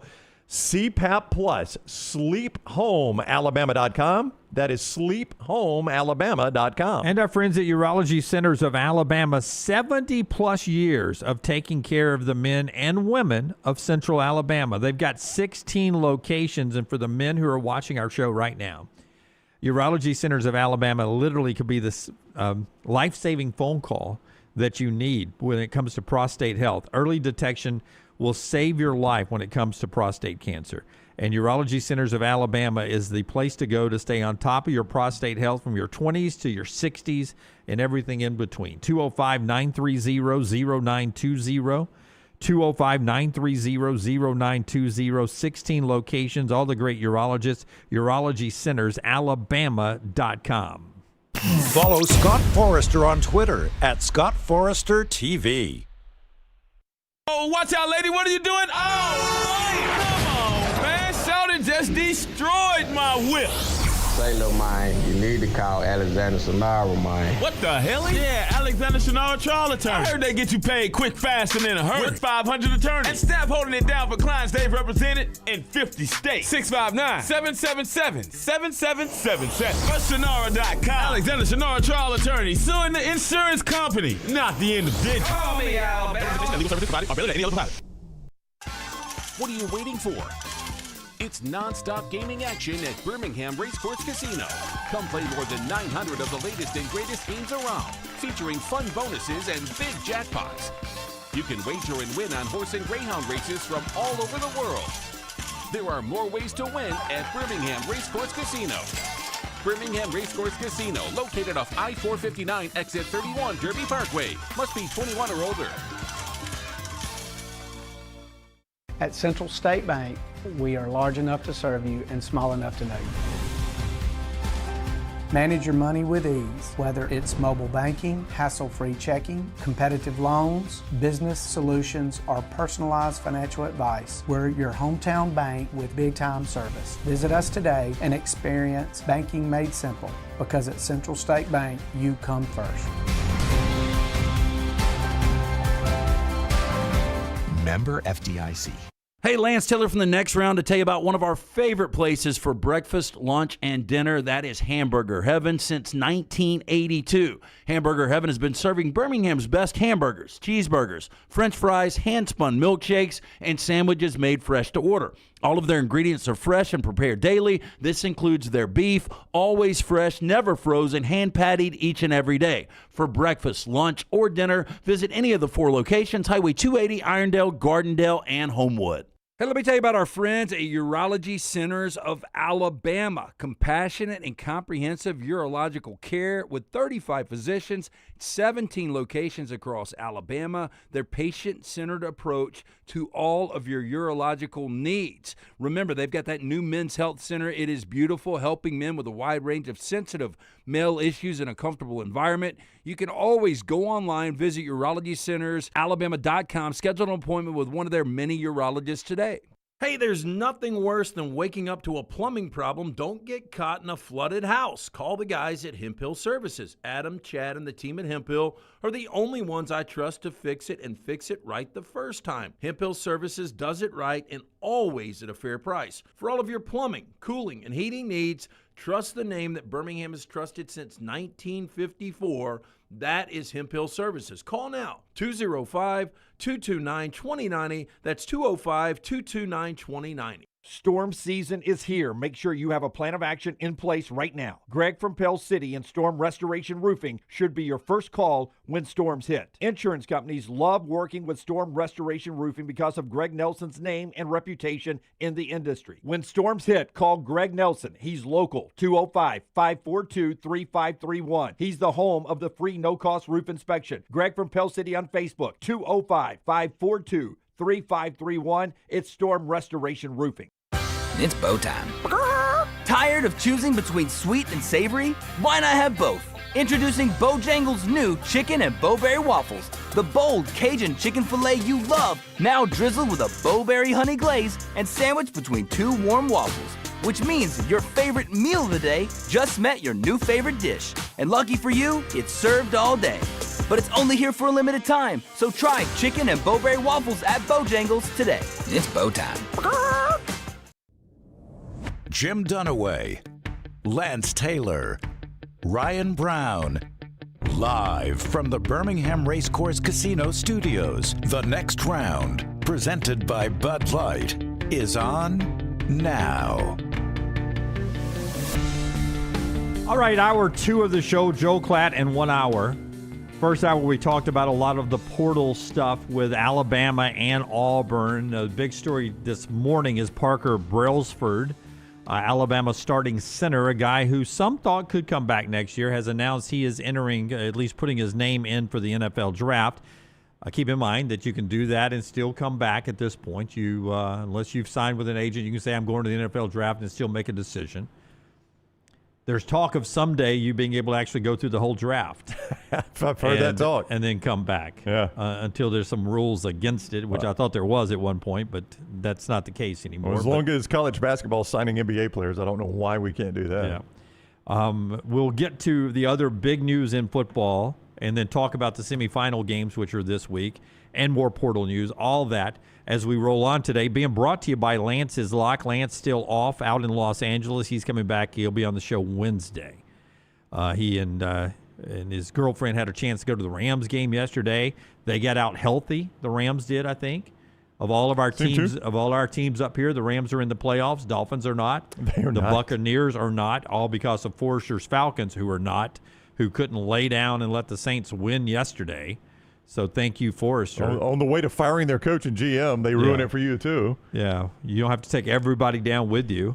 So, Forrester, it'd been nice if you, after the Bucs had won on Saturday, if you would have just been nice enough to let the Saints win one more. Hey, I'm just relieved that they still did what they needed to do and got rid of Raheem. Yeah, there was some speculation that their better play, beating the Rams and Saints at the end of the year, might save Raheem. Well, yeah, they ended on a 4-game winning streak. Yeah. So. Well, I was not joking when I told you that I do believe that the Buccaneers were, at best, the third best team in the NFC South. I think the Falcons are a better team and the Panthers are a better team. And the Saints might be right now. And the Saints may be right now. I agree with that, but the Falcons are completely schizophrenic. That's the same team that beat the Rams and Bills. They got blown out by Browns Dolphins. Yeah, I was there for that. Todd Bowles likely will not be fired by the Buccaneers today on Black Monday because he just got a contract extension, and the Glazers don't know if it's worth spending that money to change the head coach there. I love the GM there. Mike McDaniel, is he going to survive with Miami? Looks like he's safe. It's interesting. I was watching yesterday. I had to be one of the few people actually watching that game. It's a terrible game.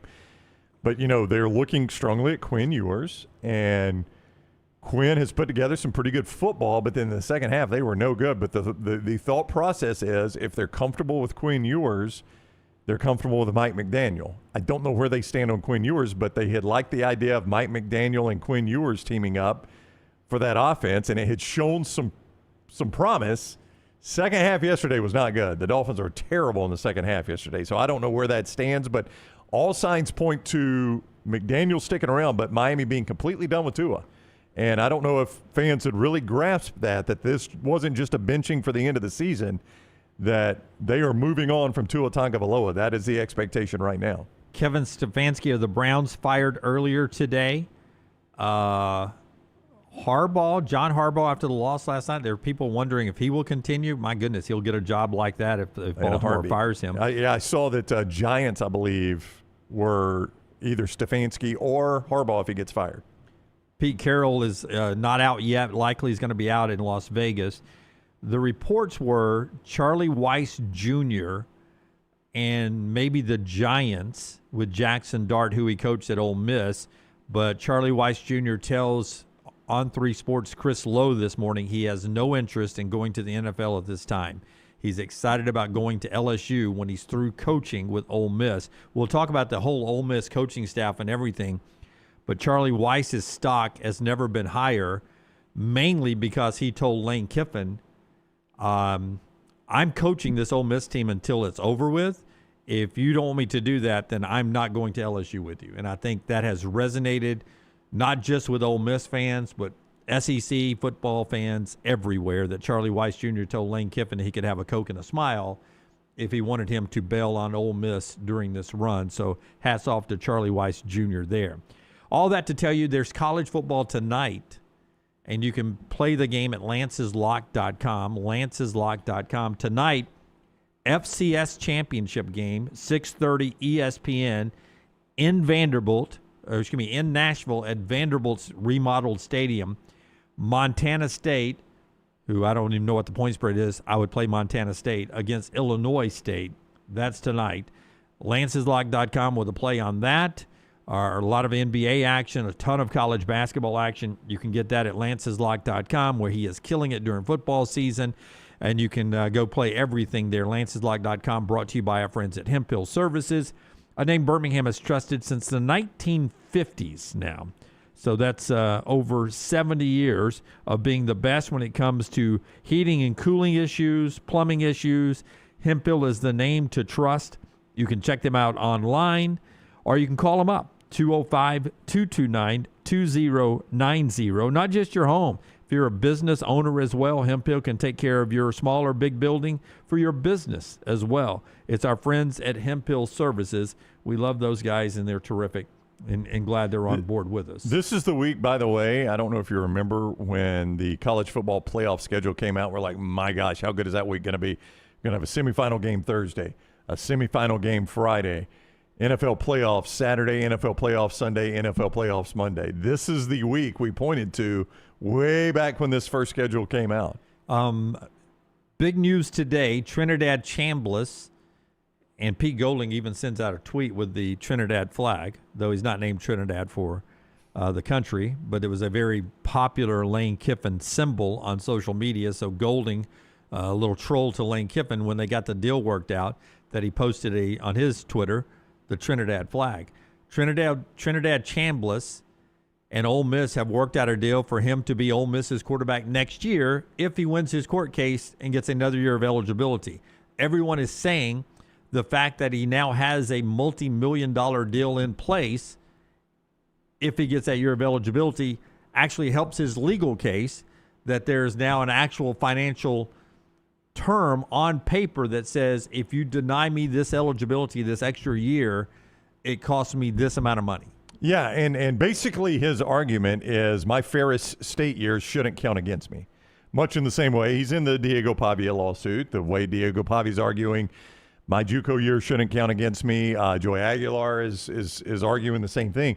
So all these guys are arguing that it is unfair to hold those non-NCAA years against me, that you should only police NCAA eligibility, years that are played at the NCAA level. And I think that's the basic foundation of their lawsuit there. Everyone thinks he's going to get it passed. Yeah. He's going to get another year. And especially if you've got G Leaguers and NBA players coming back to play in college basketball, it's going to be hard to tell Trinidad Chambliss no. Yeah, who hasn't even played professional football. He's just trying to still play college football. And this is a massive win, though, for Pete Golding, because I think everyone assumed that Lane Kiffin would target Trinidad Chambliss to take with him to LSU.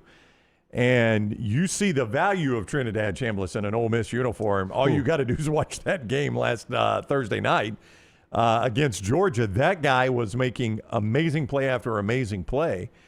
And, I mean, legitimately, Jim has a chance to lead his team to a national championship game. I mean, this is outrageous that Ole Miss could potentially play for the national championship, but that's the world we live in right now. It's either going to be Miami or Ole Miss. Either way, it's going to be outrageous. And Pete Golding has pressed every single button correctly. Every one of them. Everything he has said. His team has played well, and they have won. They beat Georgia. They're in the semifinals. His press conferences are entertaining. He has said all the right things. He is focused. He's done the exact opposite of his predecessor. He has focused everything on the team and nothing on himself. He's pressed every button exactly correct. This may be the biggest button he's pressed, though. To keep Trinidad Chambliss in Oxford and not lose him to Lane Kiffin at LSU. I mean, Pete Golding, man, he's close to statue level already in Oxford, Mississippi, just based on a month of work. LSU is visiting with Sam Leavitt, the Arizona State quarterback, today. He's on campus visiting them. So that may be the quarterback of the future there for Lane Kiffin. We'll see how that works out. A lot of people assume Cam Coleman, the Auburn five-star wide receiver, could end up at LSU. Not on his list of visits, by the way. Cam Coleman, Texas, Texas A&M, Texas Tech. And when he finishes the Texas tour there of those three schools, USC, and then the last visit he's scheduled to take is Alabama. So Texas, Texas A&M, Texas Tech, USC, Alabama. If you're following Texas Tech right now in the portal, they are spending money. They got Brendan Sorsby yesterday, who visited Texas Tech and LSU. And just hours after leaving the LSU campus, Sorsby called Cody Campbell, the Texas Tech booster billionaire, and Patrick Mahomes, and told him, I'm going to Texas Tech. So as he's basically leaving LSU airspace, he calls Cody Campbell and Patrick Mahomes and says, I'm heading to Texas Tech to win a national championship. I don't know what Brendan Sorsby will be next year. He seemed to have some flaws at Cincinnati in the big games, but he's going to be Texas Tech quarterback moving forward.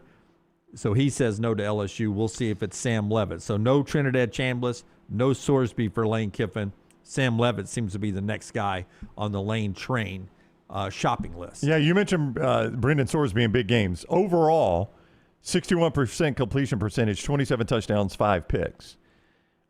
He played all the ranked teams he played at the end of the year. And the ones you're specifically, I think, mentioning, at number 15, Utah, where he was 11 of 33, a touchdown and a pick. 11 of 33, not good. That was the big one. That was the big one. Then the very next week, or after a bye, I should say, the very next game against Arizona, who was 21st at the time, just 15 of 28 for only 154 yards and threw 2 picks in that game. And then the next week against number 12, BYU, a little bit better, 25 of 38, 300 yards, 2 touchdowns and a pick. So of the 3 ranked teams he played down the stretch, he had 1 good game. And that I think is the concern for him. Elsewhere, he was really, really good. Put up really good numbers. Like I said, 27 touchdowns, 5 picks. But 4 of those 5 picks came in against those 3 ranked teams, and that's the concern. Indiana got Josh Hoover, the TCU quarterback. He'll be their quarterback when they're done with this next year. That was where you hoped they would go. Well, yeah, I mean, I thought Hoover, now he did throw a lot of interceptions, 13, but I thought he was the best quarterback in the portal. Rocco Becht to Penn State. Nobody's surprised there. He's following his coach, Matt Campbell, for one more year at Penn State. When I look at Rocco Becht at Penn State, he looks like Drew Aller to me at Penn State. I mean, he looks like the guy. That's a compliment? He looks like Sorsby at Penn State. He looks like what Penn State has had. I mean, I don't necessarily think it's that big of an upgrade. I think it's just the same guy. You've been pretty good at quarterback. I think you're going to be pretty good at quarterback. Kenny Minchie to Nebraska from Notre Dame. And Dylan Lonergan, who one time was at Alabama from Boston College, he's going to be Rutgers quarterback next year. That's the portal news. Big news for Texas A&M. Marcel Reed is coming back to Texas A&M for 2026. They've worked out a new multi-figure deal for him to come back to be Texas A&M's quarterback. The highs were really good, but you saw some lows. That first half against South Carolina where they dug themselves a 27-point hole, he was awful. Really the entire Miami game in the semi or in the quarterfinals, he was awful. He was the guy I asked you. I put him, and I forget who the other guy was. It was John Mateer at Oklahoma. Both of them were in the playoffs. Would you ride 2026 with those guys, or would you shop in the portal? And I know I said Noah Mateer. Yeah, you said Noah Mateer, and I think I did too. And Marcel Reed is coming back to Texas A&M, so obviously they're happy with Marcel Reed. We'll see what that ends up looking like for Texas A&M. We'll get to our spotlight here and look at Indiana, Oregon, and Ole Miss and Miami for just a second as we count down to Thursday with the Ole Miss-Miami game and Friday with Indiana and Oregon. But before we hit the spotlight, I want to tell you about the great folks at New York Butcher Shop, your opportunity to get by there and do what Lance does about 3 times a week and sign up for some great food. First of all, great lunch location. They've got the New York Butcher style sandwich that you get at a New York deli, hence the name, right? Stacked high with meat. They're delicious. You can get those at lunch at both locations, Cahaba Heights and at Greystone. But also it's a great place to go pick out your steaks or your lamb chops, your pork chops, all the great pre-made meals that they have for you there. They can cater for you. They've got it all ready to go. It's literally a butcher shop. Check them out online, nybutcher.com, nybutcher.com, or go to both locations, Cahaba Heights and Greystone, for our friends at New York Butcher. The College Football Spotlight. The Shannara Spotlight each day, presented by our guy, Alexander Shannara, Trial Attorneys. You can be one of his clients very, very easily. Shannara.com, no matter what legal issue you face. Obviously, you know that he handles personal injury cases. He's done that for many, many years. But what you might not know is it goes beyond personal injury cases with Alexander Shannara Trial Attorneys. They handle claims for fire and storm damage, bad drug and device claims, disability, workers' compensation, and a host of other claims. When you find yourself in need of an attorney, Alexander Shannara Trial Attorneys, Shannara.com, Shannara.com. All right, so our spotlight today is what a lot of people are talking about, that all 4 college football finalists, Thursday and Friday, are Nick Saban at Alabama disciples, guys who coached with Saban at Alabama at some point in their career. So much so is that part of the conversation that all 4 coaches commented about it in their news conference. Here's Curt Cignetti and Dan Lanning previewing Indiana and Oregon and saying neither one of them would have the programs they have if it wasn't time with Nick Saban. 4 for 4. I think everybody learned a lot from Nick. He was a great mentor, very organized, detailed, had a plan for everything, managed, lead, how to stop complacency, game day, recruiting evaluation, player evaluation. He had it all. And, if you were serious about your career and wanted to be a head coach one day, you took great notes or great mental notes. So I felt like after 1 year with Coach Saban,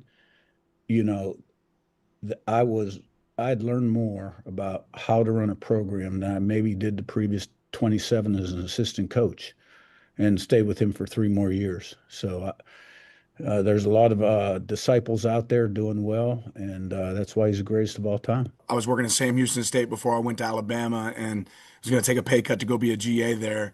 And when anybody asks me why, I say I'm going to get my doctorate in football. And that's what I feel like, working for Coach Saban. Just like Coach said, you learn so much.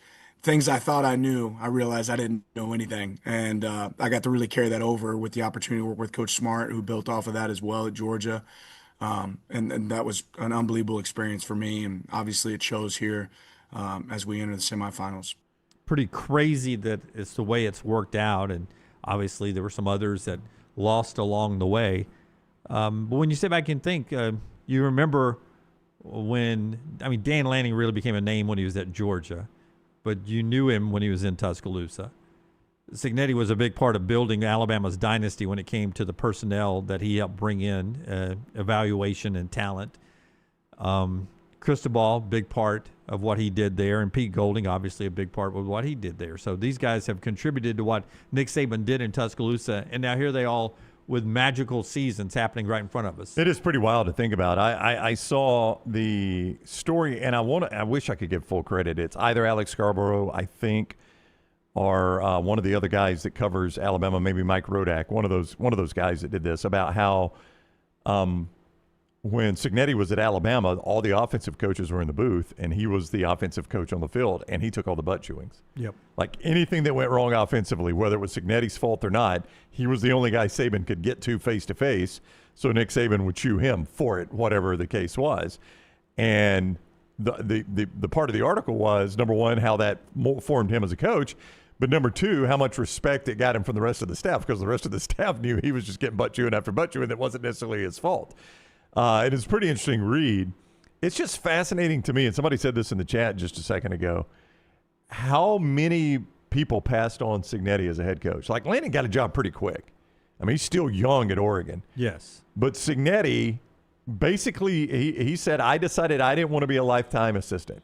So I left Alabama, which was a really good spot for me, and went to the football coaching wilderness and worked my way up to a Power 5 for job. no money, a pay cut, major pay cut. Massive pay cut, yeah. IUPUI. Yeah, it's just a massively backward step. I think I remember when it happened, look, not that we knew Signetti was going to be this by any stretch of the imagination, but you looked at it and you're like, what's this guy doing?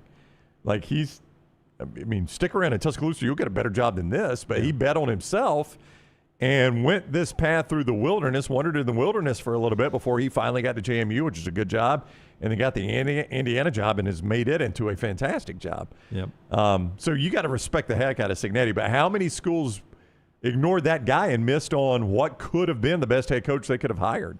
So that's one of the storylines for the actual games on the field. Ole Miss, Miami is Thursday. Indiana and Oregon is on Friday. Before we get to the viewing menu, tell us, Brownie, about our wonderful friends at Bojangles again. Yeah, Bojangles can make it bow time for you. When you go to Bojangles, you can enjoy those hand-breaded chicken tenders, the great sides, the biscuits, all of that from Bojangles. And then don't forget those bite-sized tenders as well. You dip those in the peach honey pepper sauce, the way we recommend it, and they are really, really good at Bojangles. That can be your lunch. That can be your dinner.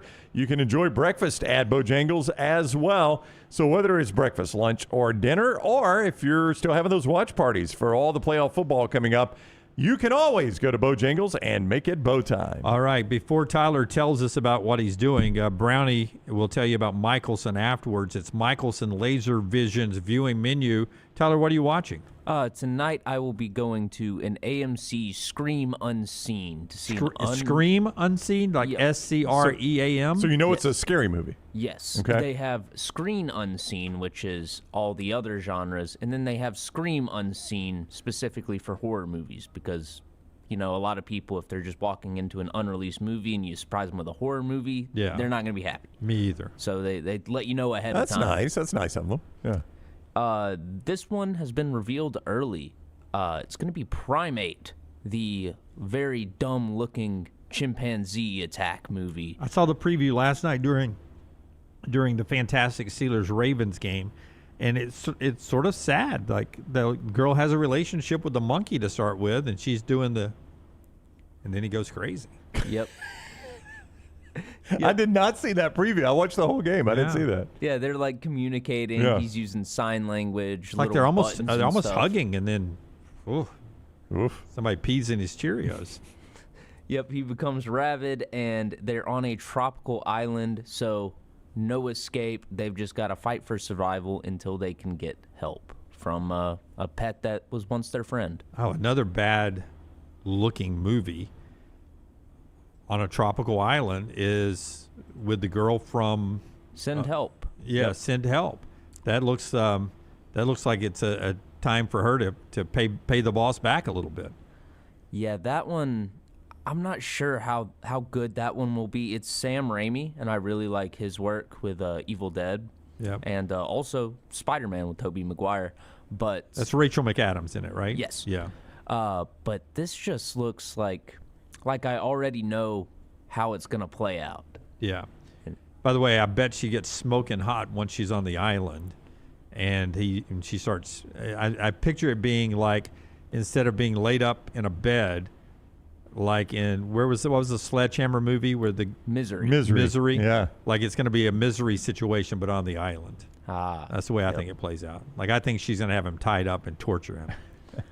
It definitely looks that way from the trailer. Yeah, and not in the way that I wish Rachel McAdams would tie me up and torture me. That's not torture, is it? All right, so Netflix has Monday Night Raw live event tonight. So if you're a WWE fan, Netflix is your new home for Monday Night Raw. Yep, I see it every Monday night when I play poker with Melton. They have it on the big screens everywhere. Yep. Everywhere. The storylines look very redundant. I'll tell you that after a while. Yeah, they are. That's only so many things you could do there. Like there's no audio. I just, it's like I'm watching, I don't know if you've ever been in a restaurant and they have a Spanish language soap operas on. Yeah. Like you just sort of try to figure out the storyline while you're watching and eating. It's not a hard storyline to figure out.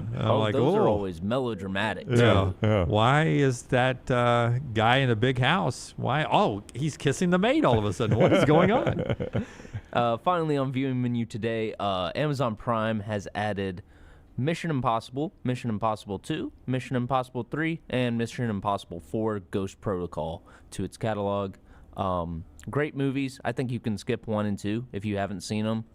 3 is really good. Philip Seymour Hoffman plays the villain, and he is just absolutely fantastic. And then 4 is just my personal favorite because it's a lot of fun. Yeah, and that's what Tyler's watching, brought to you by our friends at Michelson. Yeah, maybe this is a New Year's resolution. You want to take care of that distance viewing. LASIK surgery could be right for you with our friends from Michelson Laser Vision. 969-8100 to set up a risk-free evaluation. 969-8100 or michelsonlaservision.com. Doctors Mark and Jennifer Michelson, that's a father-daughter duo, and they are innovators in the business, always on the cutting edge of what the latest technology is, and they can help you get that vision back. Lance did it himself. Lance went in nearly blind, came out with nearly fighter pilot vision. So when you call Amy at Michelson Laser Vision, tell her you want that same vision that Lance Taylor got. 969-8100 or michelsonlaservision.com.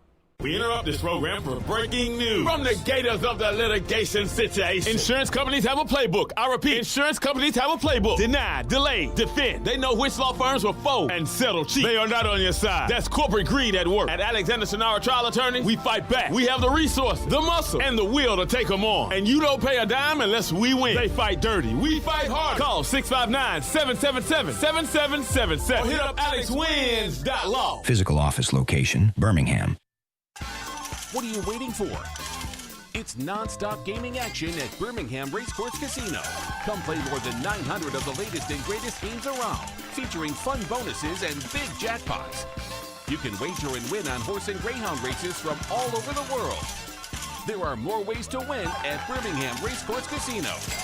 Birmingham Racecourse Casino, located off I-459 exit 31 Derby Parkway. Must be 21 or older.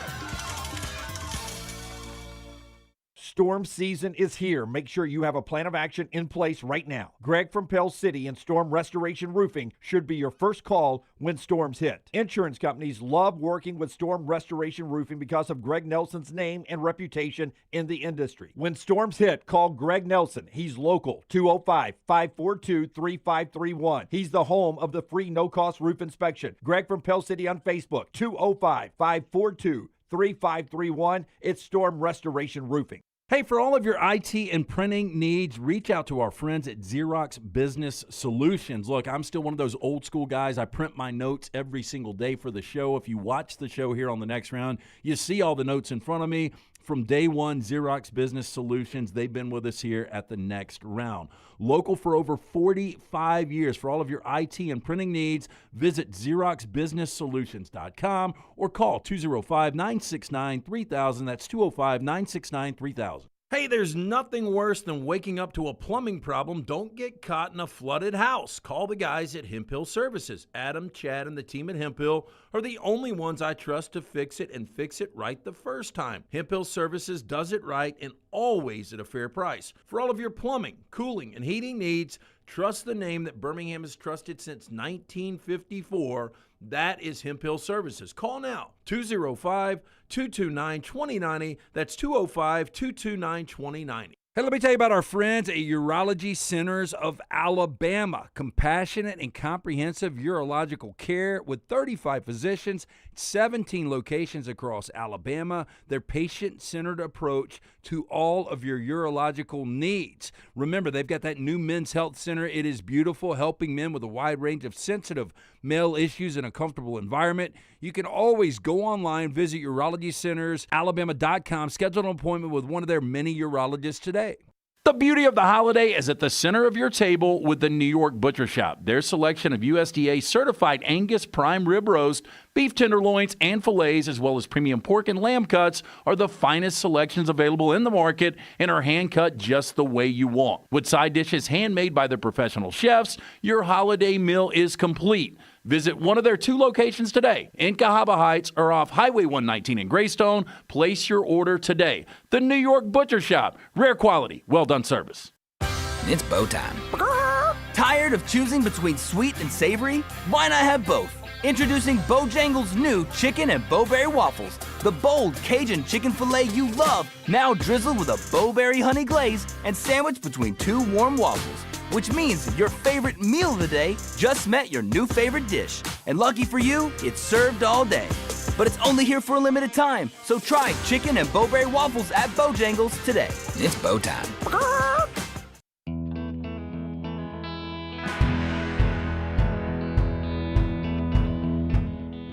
Crane U update on USF players to Auburn. There's another one. This actually the best statistical guy that Auburn has gotten so far. Again, Byron Brown, not official yet to Auburn, though I would go ahead and, if this was an election, I would go ahead and call the state of Auburn Byron Brown's already. That's one of those you do as soon as the polls close. Like, I don't even have to wait for the exit polls on that one. Byron Brown, who will eventually be Auburn's quarterback, 3,000 yards passing, 1,000 yards rushing. So he was their leading rusher as well. Their second leading rusher, their best running back, Nakai Davenport, has entered the portal and chosen Auburn. So Nakai Davenport is an Auburn Tiger now.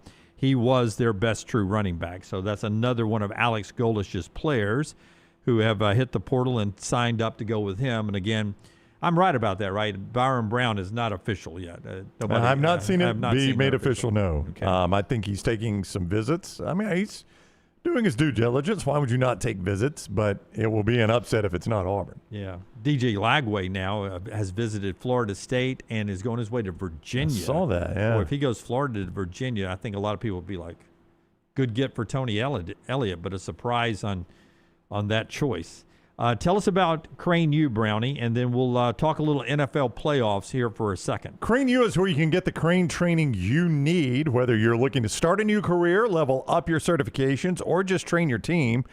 Our friends at Crane U have you covered with a variety of comprehensive crane certifications, and crane inspection services. Available right there in the facility in Metro Birmingham. You can go there, or Crane U can bring the crane training to you, your equipment, your location, nationwide, anywhere.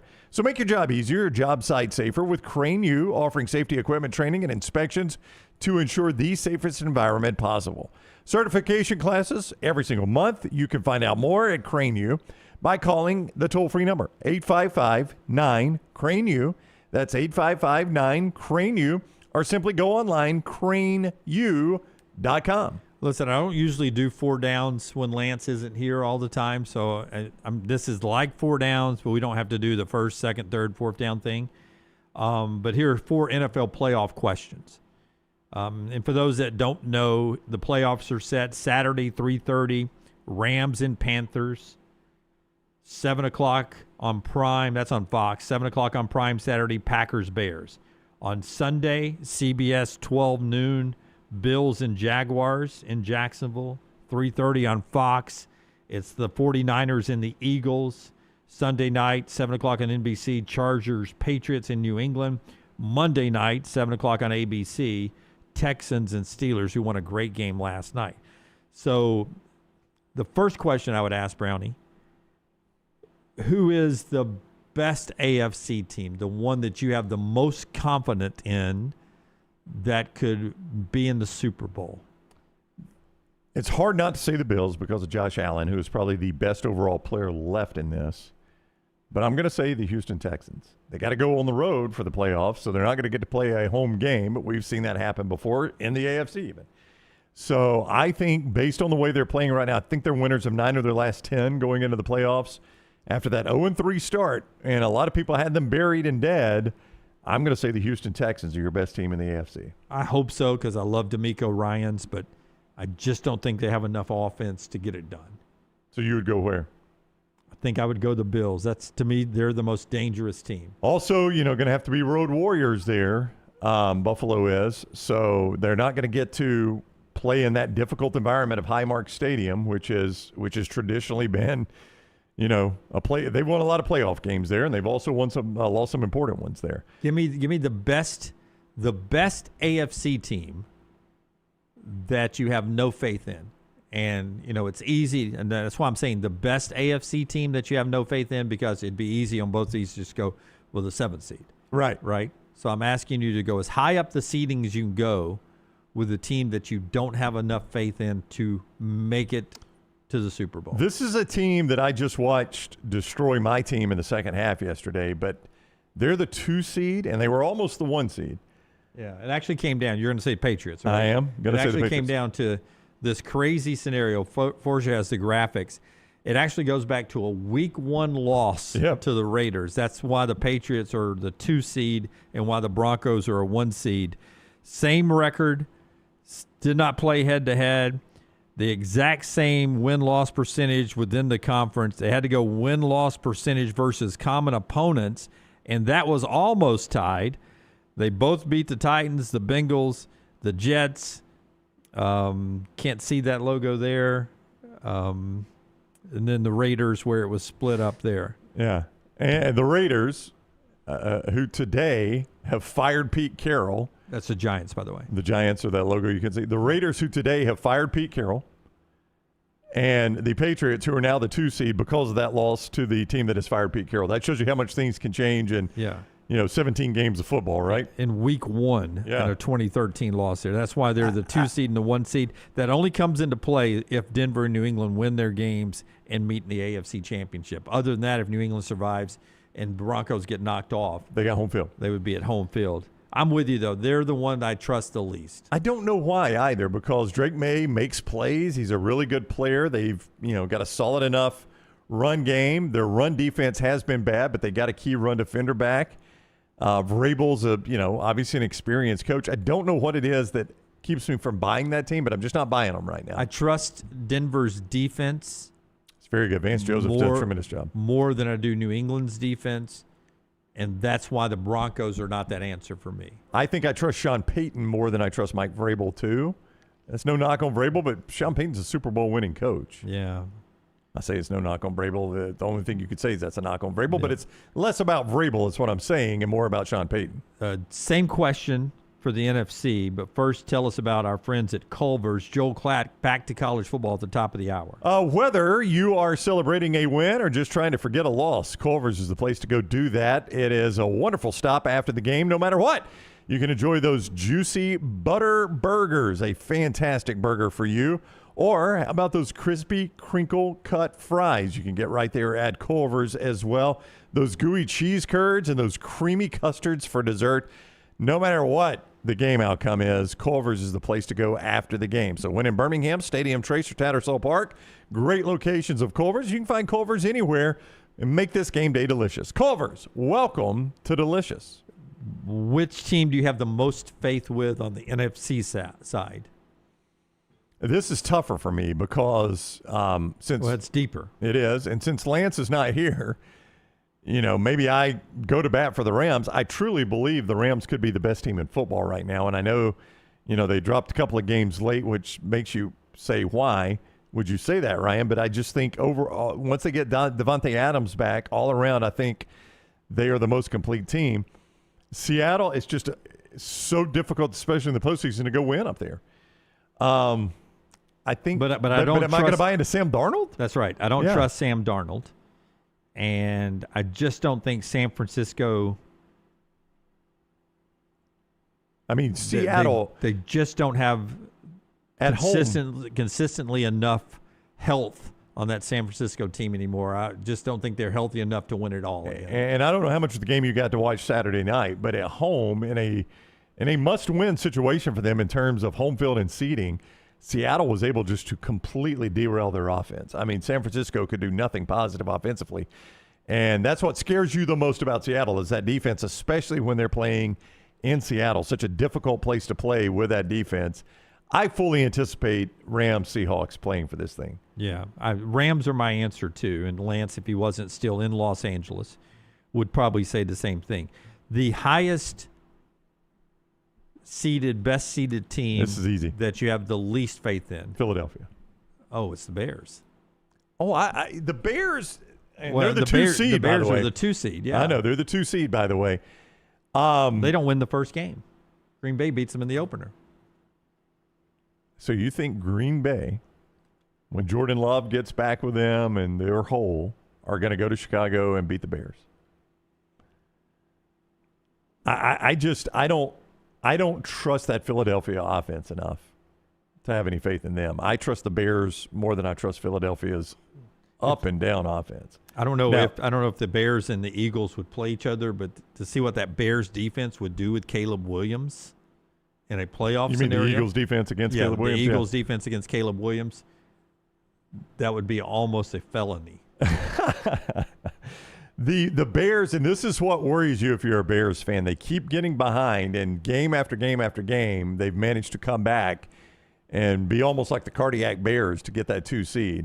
I'm a believer in Ben Johnson. This guy is such a good football coach, and what he's gotten out of Caleb Williams. But to your point, Jim, your concern, if you fall behind in the playoffs, it can be really, really difficult. That's one thing to do that time and time again in the regular season. Trying to do that in playoffs is a fool's errand. You can't just fall behind like that and keep coming back in the playoffs. As Brownie said, Pete Carroll fired from Las Vegas. Interesting scenario with these NFL firings and some of the openings that we have right now after Brownie tells us about our friends at Woodhouse Day Spa. Yeah, Birmingham.woodhousespas.com. That's where you go for Woodhouse Day Spa. We always talk about upcoming holidays and how easy a gift this is.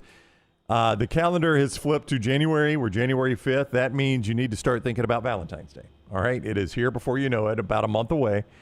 Valentine's Day, just go ahead and make plans. Woodhouse Day Spa is such an easy Valentine's gift. You can get the gift cards right there online, and then your loved one can go set that appointment up and then go enjoy a great day at Woodhouse Day Spas.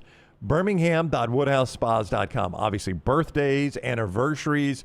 This is just a great idea. My wife and I have enjoyed couples massage there at Woodhouse Day Spa. Both of us go get the massage at the same time. It is just a wonderful place to unwind, and you feel great when you leave. Make an appointment, Birmingham.woodhousespas.com. Again, back to college football and Joel Klatt at the top of the hour.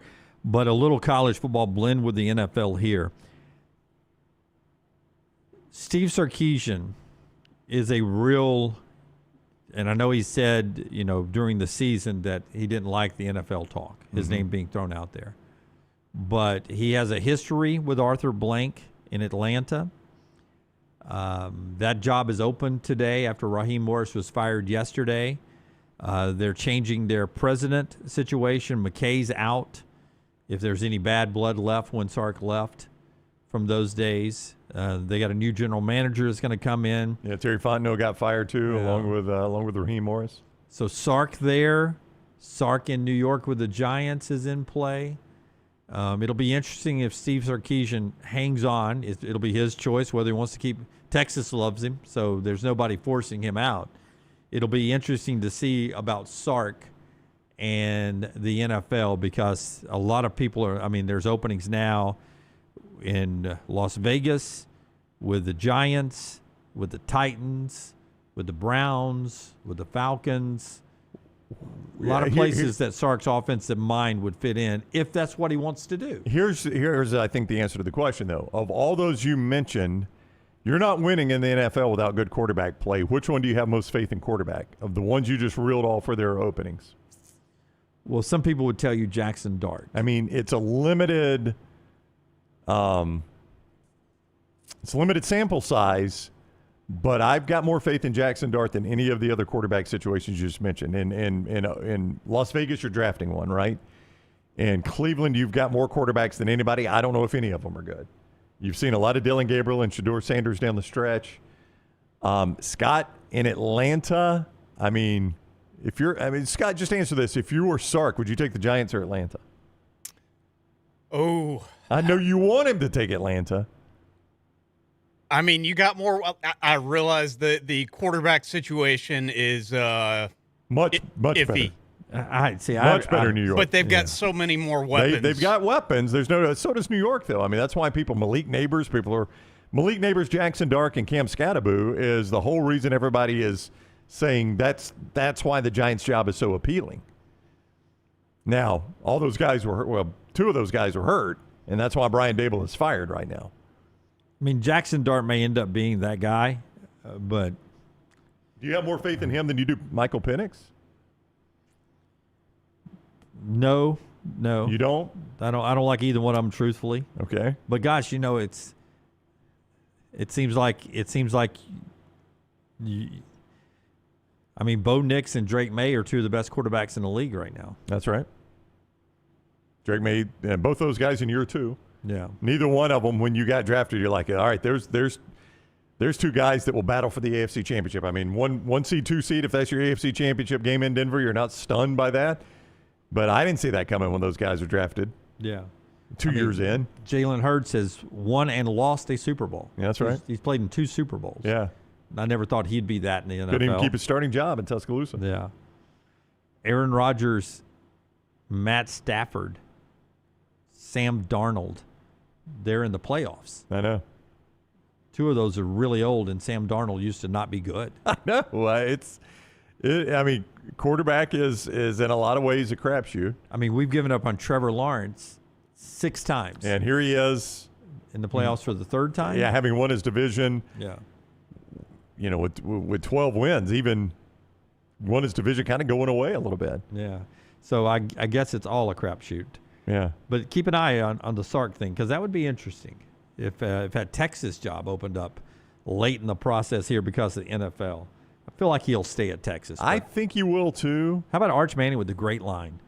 After their Citrus Bowl win, the reporter asked Arch Manning, Texas quarterback, about his Uncle Peyton.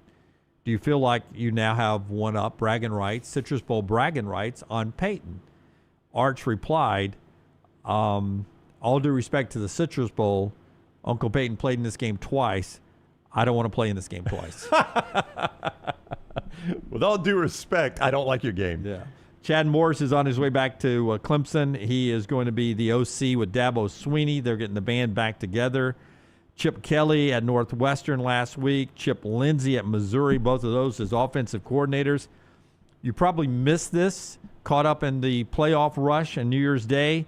Todd Grantham, longtime SEC defensive coordinator, is UAB's defensive coordinator. Grantham has coached everywhere, but that is specifically successful at Florida and Georgia. Yeah, that's a good get for Alex Mortensen to get a guy with his coaching resume and pedigree to coach at UAB. That's a good get. Yeah, and if you're following along, Bruce Feldman and The Athletic writing a story. It's time to do a market reevaluation of the SEC. And a lot of people are talking about they're 2-7 in bowl games, favored in 7 of those 9.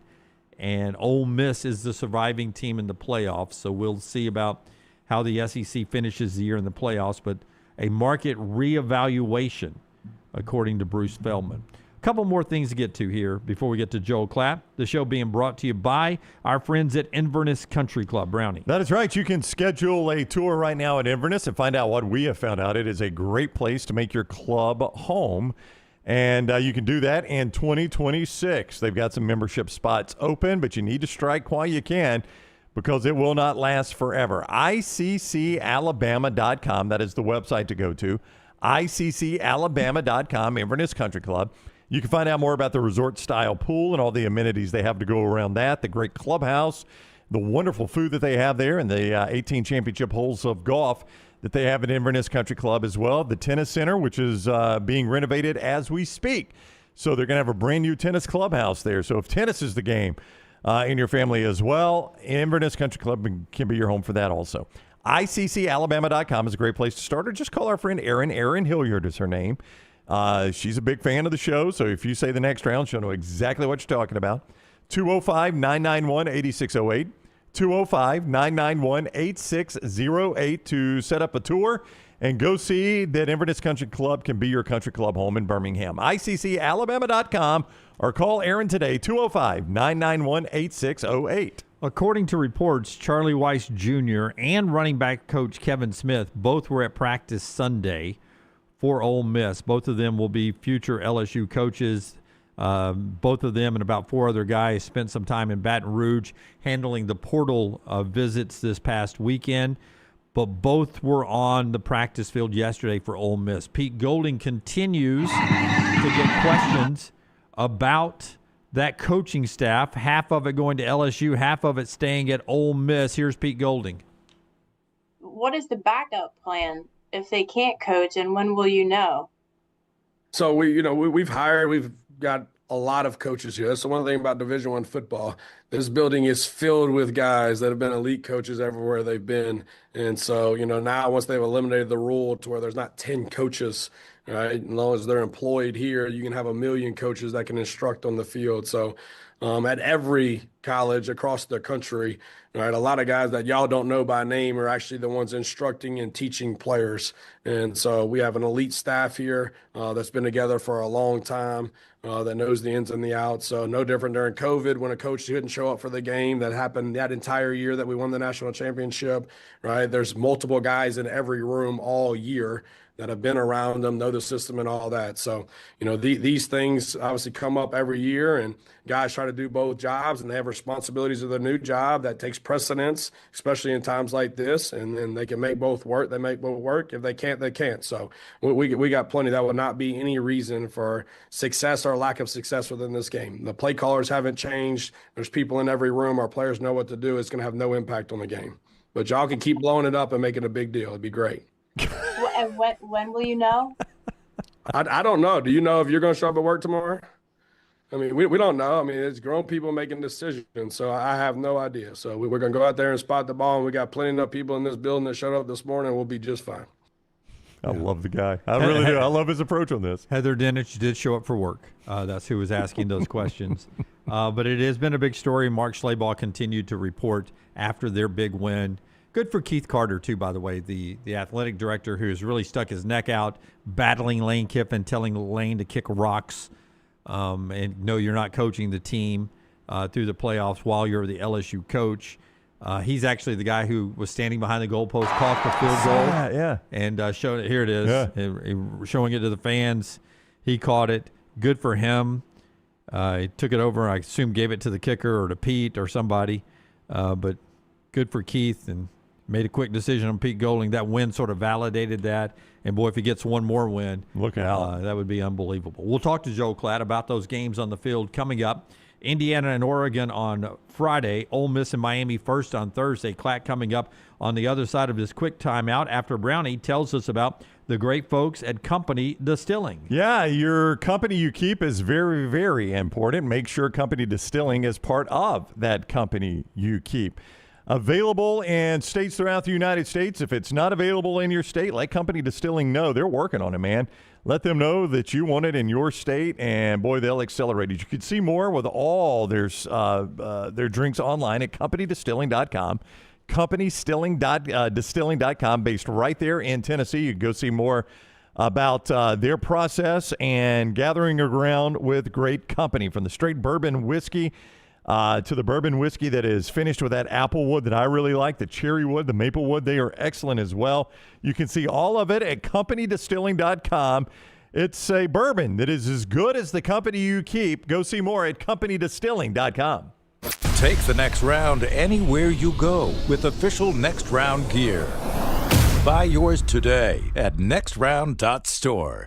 We interrupt this program for breaking news from the gators of the litigation situation. Insurance companies have a playbook. I repeat, insurance companies have a playbook. Deny, delay, defend. They know which law firms will fold and settle cheap. They are not on your side. That's corporate greed at work. At Alexander Sonara Trial Attorney, we fight back. We have the resources, the muscle, and the will to take them on. And you don't pay a dime unless we win. They fight dirty. We fight hard. Call 659-777-7777 or hit up alexwins.law. Physical office location, Birmingham. What are you waiting for? It's non-stop gaming action at Birmingham Racecourse Casino. Come play more than 900 of the latest and greatest games around, featuring fun bonuses and big jackpots. You can wager and win on horse and greyhound races from all over the world. There are more ways to win at Birmingham Racecourse Casino. Birmingham Racecourse Casino, located off I-459 exit 31 Derby Parkway. Must be 21 or older. To everyone who craves a fresh meal made just for you, let our team member Jacob share what's special about Culver's. In Wisconsin, our food comes from the heart, and taking the time to handcraft your meal with care is how we've always done it at Culver's. It's why your Butterburger doesn't touch the grill until after you order. Come to Culver's and let us serve you a Butterburger, made special just for you. From Wisconsin with love, welcome to Delicious.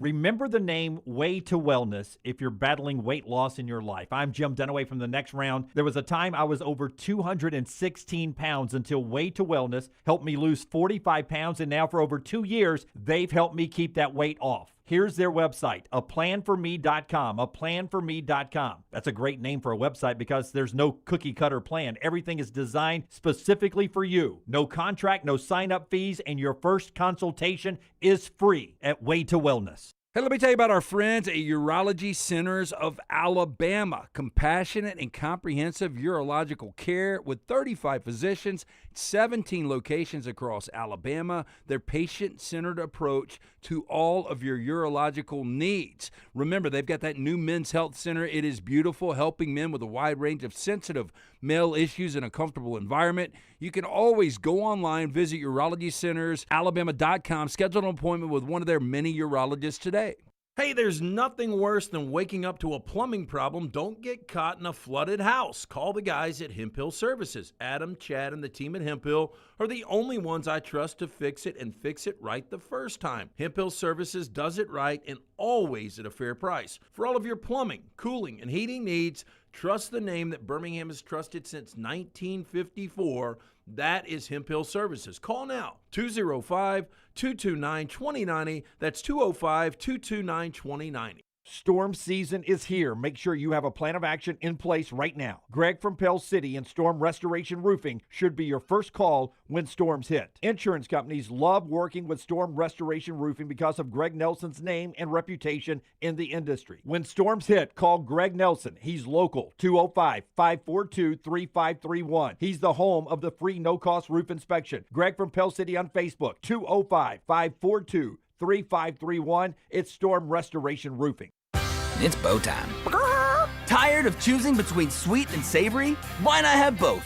Introducing Bojangles' new chicken and bowberry waffles. The bold Cajun chicken filet you love, now drizzled with a bowberry honey glaze and sandwiched between two warm waffles. Which means your favorite meal of the day just met your new favorite dish. And lucky for you, it's served all day.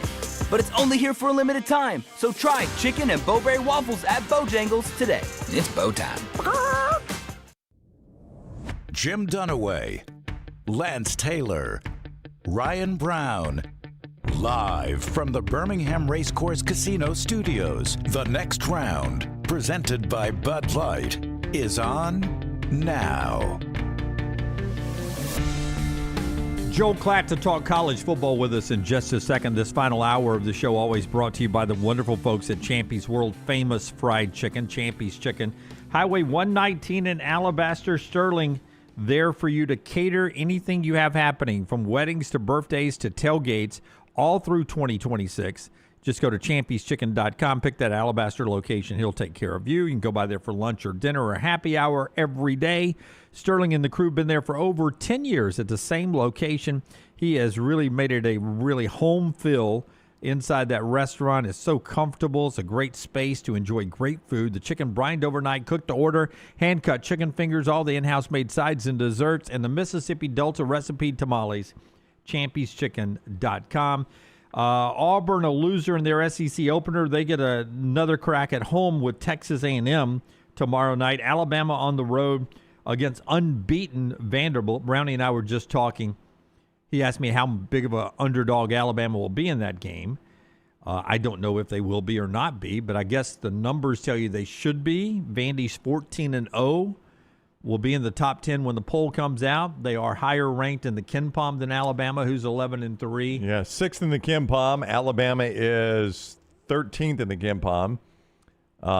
Yeah, I mean, strength of schedule, obviously, Alabama is going to be very high. That's the thing about Vandy. Their strength of schedule is 82nd in the KenPom compared to Alabama's, who is first. Yeah, one. That's number one. 82nd. So, people see that 14-0, and I don't know if anybody's believing in Vandy yet. But here's a chance for Vandy to prove themselves coming up on Wednesday night, 8 o'clock on ESPN. As they've got a great guard as well. We talked about Alabama's perimeter, Tyler Tanner, 19 points, 14 assists in their win this weekend. But it is playoff week, semifinals happening Thursday night out in the desert, Ole Miss and Miami. And then closer to those two campuses, further away than Oregon, in Atlanta on Friday, is Indiana and Oregon.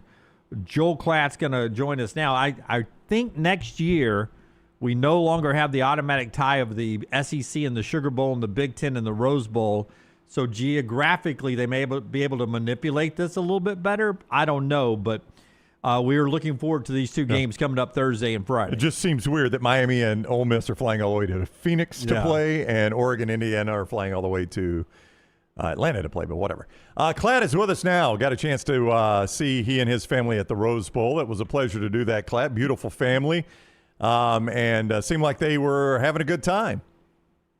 Yeah, we had a great time. Love that game. I think it's an incredible venue. I think it screams college football. You guys know how I feel about that. And yeah, I mean it's a venue that is synonymous with our sport like maybe few other things are. And it's a special day for sure. Wasn't special for Bama. It was not. It was not. It was not special at all for Alabama. Listen, I mean, when you came on the show this time last week and said, "Listen, guys, Indiana is the better team. This is a significant upset if Alabama wins this game," I was like, Klatt's overstating this a little bit. You were not. You were not. That is, having seen them now with my own eyes. Not that I'm a football expert by any stretch, but Klatt, they are just so much more impressive when you actually see them in person. Yeah, I mean, they play so clean, first of all. So they're the best coach team on the field. Mm-hmm. And they every single thing that they do, they do with a suffocating detail. Block, tackle, their route precision, the detail in the route precision, their perimeter effort in the run game. They throw 16 passes, and it was like, he was on point all 16 times. Normally you hide a quarterback, only throw him 16 times, and you're like, well, we know why they only threw it 16 times. No, not them. Like, he's a threat. He dropped back. He was able to scramble around. Speaking of Mendoza, went on the outside. They ran it 50 times, and Alabama had zero answer. Alabama can't run the football. I'm sure we'll get into more of an Alabama conversation. But, guys, that game resembled more of what Bama used to do to their opponents in the first iteration of the playoff, the Michigan States of the world, or when Clemson shut out Ohio State early in the 4-team playoff era. That was not a close football game. And like, those two programs are not, at least this year, obviously with the NIL and transfer portal, it's different. But those two programs were vastly different in their ability and their quality, certainly in that game, but really for the majority of the season. This is a 14-0 team that's given up multiple touchdowns only twice this whole season. There's only been one team that scored more than 15 offensive points against them. If they didn't have an IU next to their name, we'd be talking about them as one of the great college football teams that we've ever seen. And the fact that it's Indiana, we still have this like, man, it's wide open in the semifinal. Anybody could win it. No. If this was Georgia or Bama or LSU or Ohio State, we'd be saying like, guys, can anybody compete with this team right now? That's how dominant they've been. They're 14-0 for a reason. They're the most tested team in the country. People scoff at that because of their non-conference schedule. They're the only team that has beaten 3 teams that played in the national quarterfinals. They're the only team in the country that can say that. Beaten 3 teams that played in the national quarterfinals. And they did so in emphatic fashion at Oregon, against Ohio State on a neutral, and then just absolutely handled Alabama. So if you're an SEC fan or if you're an Alabama fan, you're looking here and you go, okay, now we spend all this time recruiting and talking 5 stars and 4 stars and what our roster looks like and all of this. And then some of the contributors were James Madison guys. So no, not just some. Yeah. I'm not disagreeing, but not just some. Like a huge portion of the main contributors. So my question to you, my question to you is, make it make sense on why are we now? It's almost like Moneyball in baseball. Why is that not the model for everybody moving forward? Why is it working in Bloomington? And why am I still trying to spend $2,000 on a receiver and spend $50,000 flying around recruiting 5 stars when I just need to coach up my players better, apparently? There's so many layers to what you just said. It's a great question. It's a great, and every program's having to, figure this out. Let me start with the premise of what you're seeing right now, and you saw it play out in the quarterfinals, is that the biggest brands in the country can no longer accumulate and stack and hide talent, and they're too deep. And that's how you get Alabama, Georgia, and Ohio State all losing in the quarterfinals, is because, other people are going to have good players now. Georgia beats Ole Miss 6 years ago, 40-19. And they do so because when they start to lose guys, whether it's the targeting call or they start to have injuries like they've had this year, their second string guys are just as good. And so the depth of those programs is so vastly superior that they can overcome that. Okay, so that's one angle. I've said for a couple of years that I thought because of the dispersion of talent around the country, because of what we're just that first answer, coaching is going to matter more and not less. It's not about how well you can recruit, but also now how well you can coach. And coaching is multifaceted. There's part of that is evaluation, part of that is development, part of that is scheme, part of that is motivation, culture. Like all of those things are what a coach has to do. And you're starting to see now some of these guys, and Curt Cignetti being at the top of the list, that it's like, oh, he's better than everybody else at those things. He is a better evaluator than almost anybody else in the sport. How else do you have that roster and be that good, right? He is a masterclass of coaching in terms of execution because his team executes better than anybody else. They're number 3 in the country in fewest penalties per game at 3.6, I believe it is. They're the number 1 turnover margin team in the country at plus 18, tied with Arizona.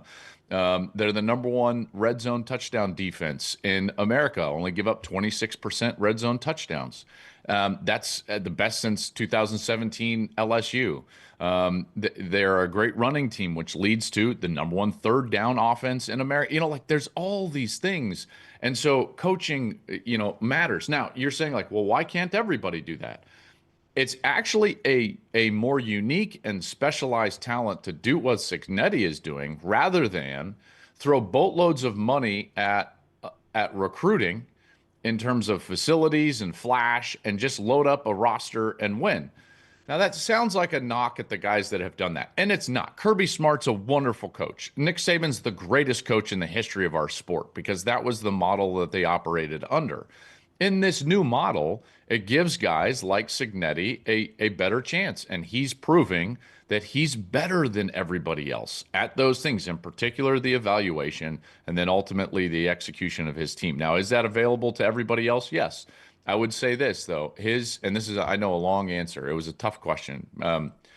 He specialized. Well, I shouldn't say specialized. He talks at length. When I talk with him about the evaluation process, he talks at length about production over potential. He does not care what a service gave in terms of stars or a rating to a player. Like, genuinely. People say that. But very few operate within that. He does not care, and he relies on his ability to evaluate, stemming back to his time under Saban. By the way, all 4 of these coaches spent time under Nick Saban, which is an incredible fact that I'm sure we'll get to. But his evaluation is remarkable. Elijah Surratt is an incredible player. Charlie Becker is an incredible player. He knows what he's looking for in a quarterback. He knows what he's looking for in offensive linemen and defensive linemen. And then the last thing, and again, I know this has been a long-winded answer. The last thing is that he's been able to foster continuity on his staff. So the schematics that they run, they've been running forever. He's had both of these offensive coordinators now going back 2 and 3 locations. Brian Haynes has been with him since Elon.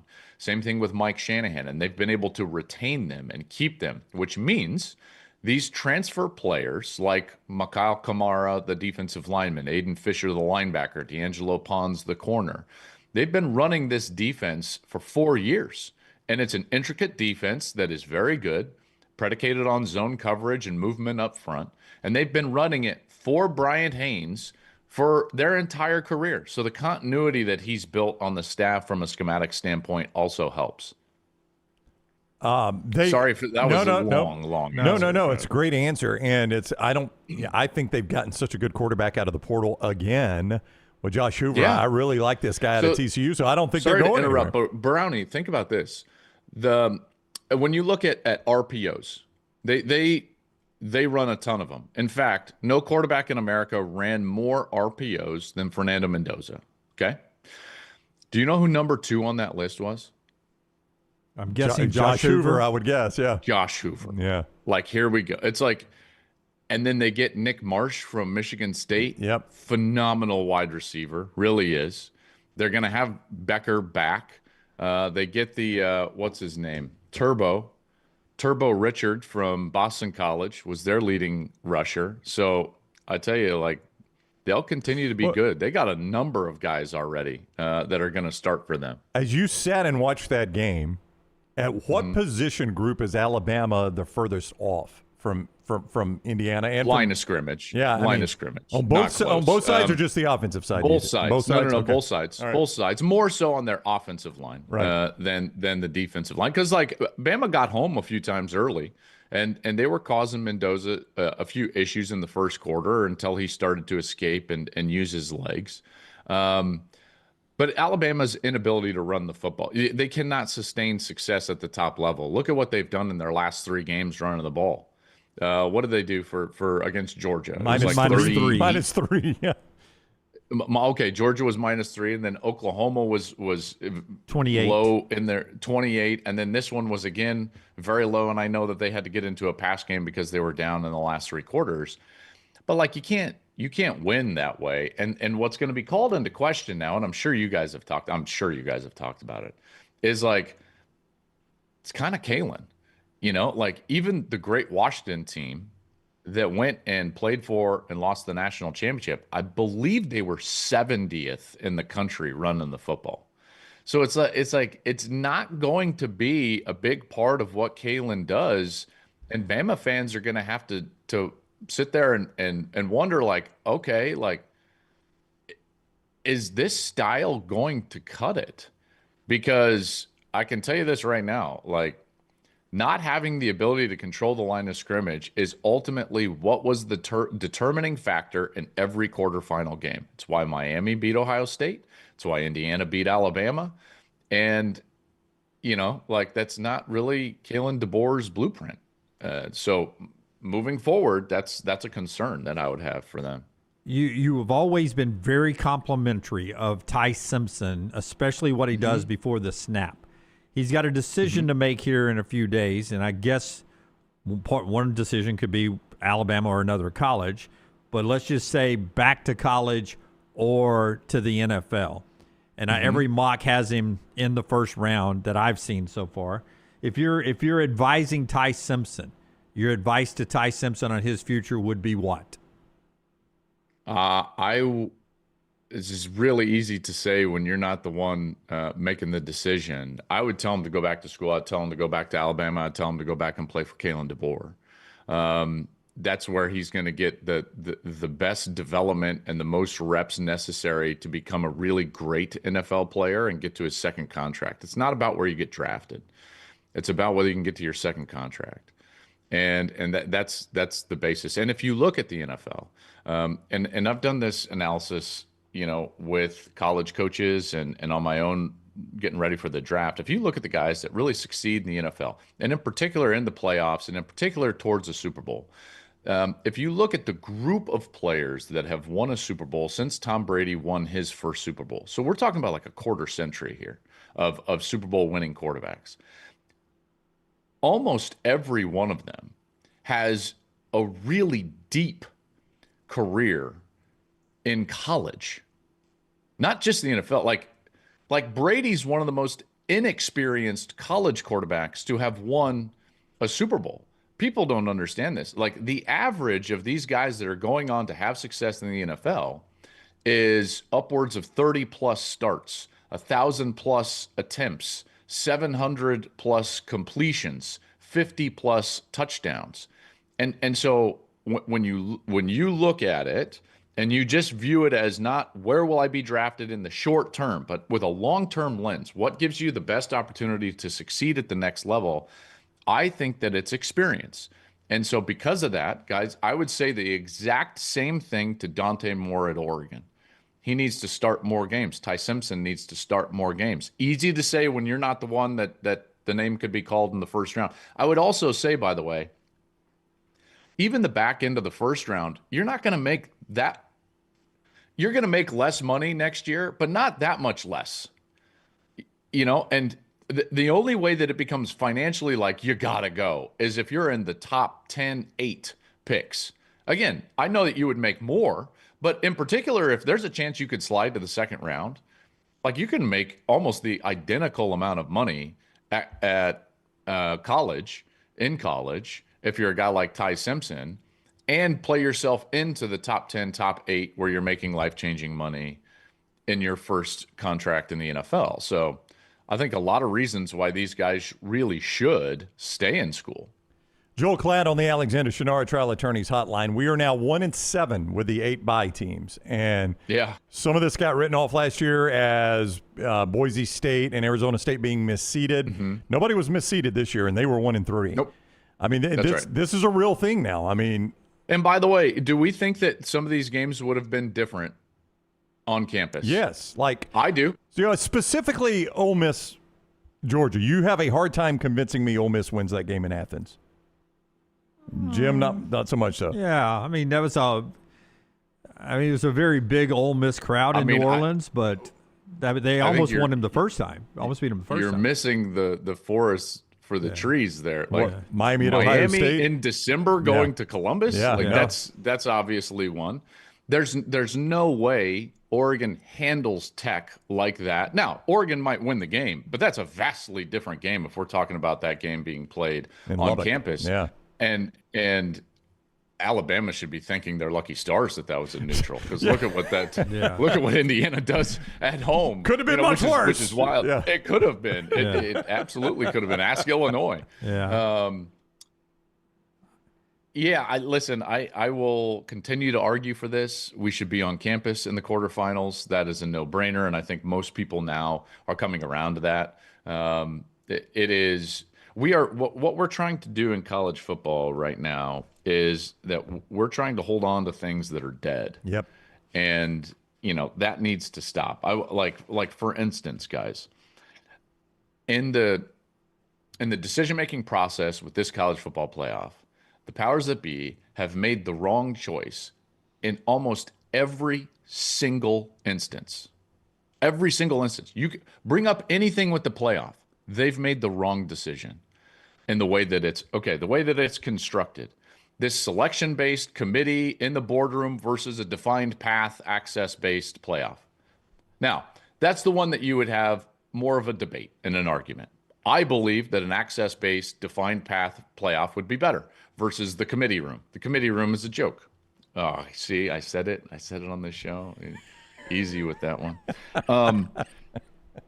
The schedule, dragging it out into the NFL playoffs, into late January, into the transfer portal window, that's an obvious one that we would all agree. The schedule of this playoff is not what it should be, and it should be played, as Dan Lanning says, and as I say, it should be played and finished by January 1st or very nearly after that. So that's the wrong decision. Play immediately, drag it out. They drag it out. Wrong decision. The locations of the games. Neutral sites, hanging on to bowl history, and or going to campus and giving the top seeds the advantage that they earned and deserved. Wrong decision, going to neutral sites. Way to go. Wrong decision.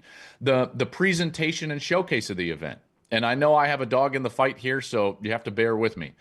Would you rather have a single television partner do the entirety of your playoffs or multiple television partners that are all driving towards the championship? Multiple. Obviously, that's what the NFL does, and that's obviously the best model. You would have all A-level broadcasts and not what we get right now. It's not a knock. It's just kind of the truth.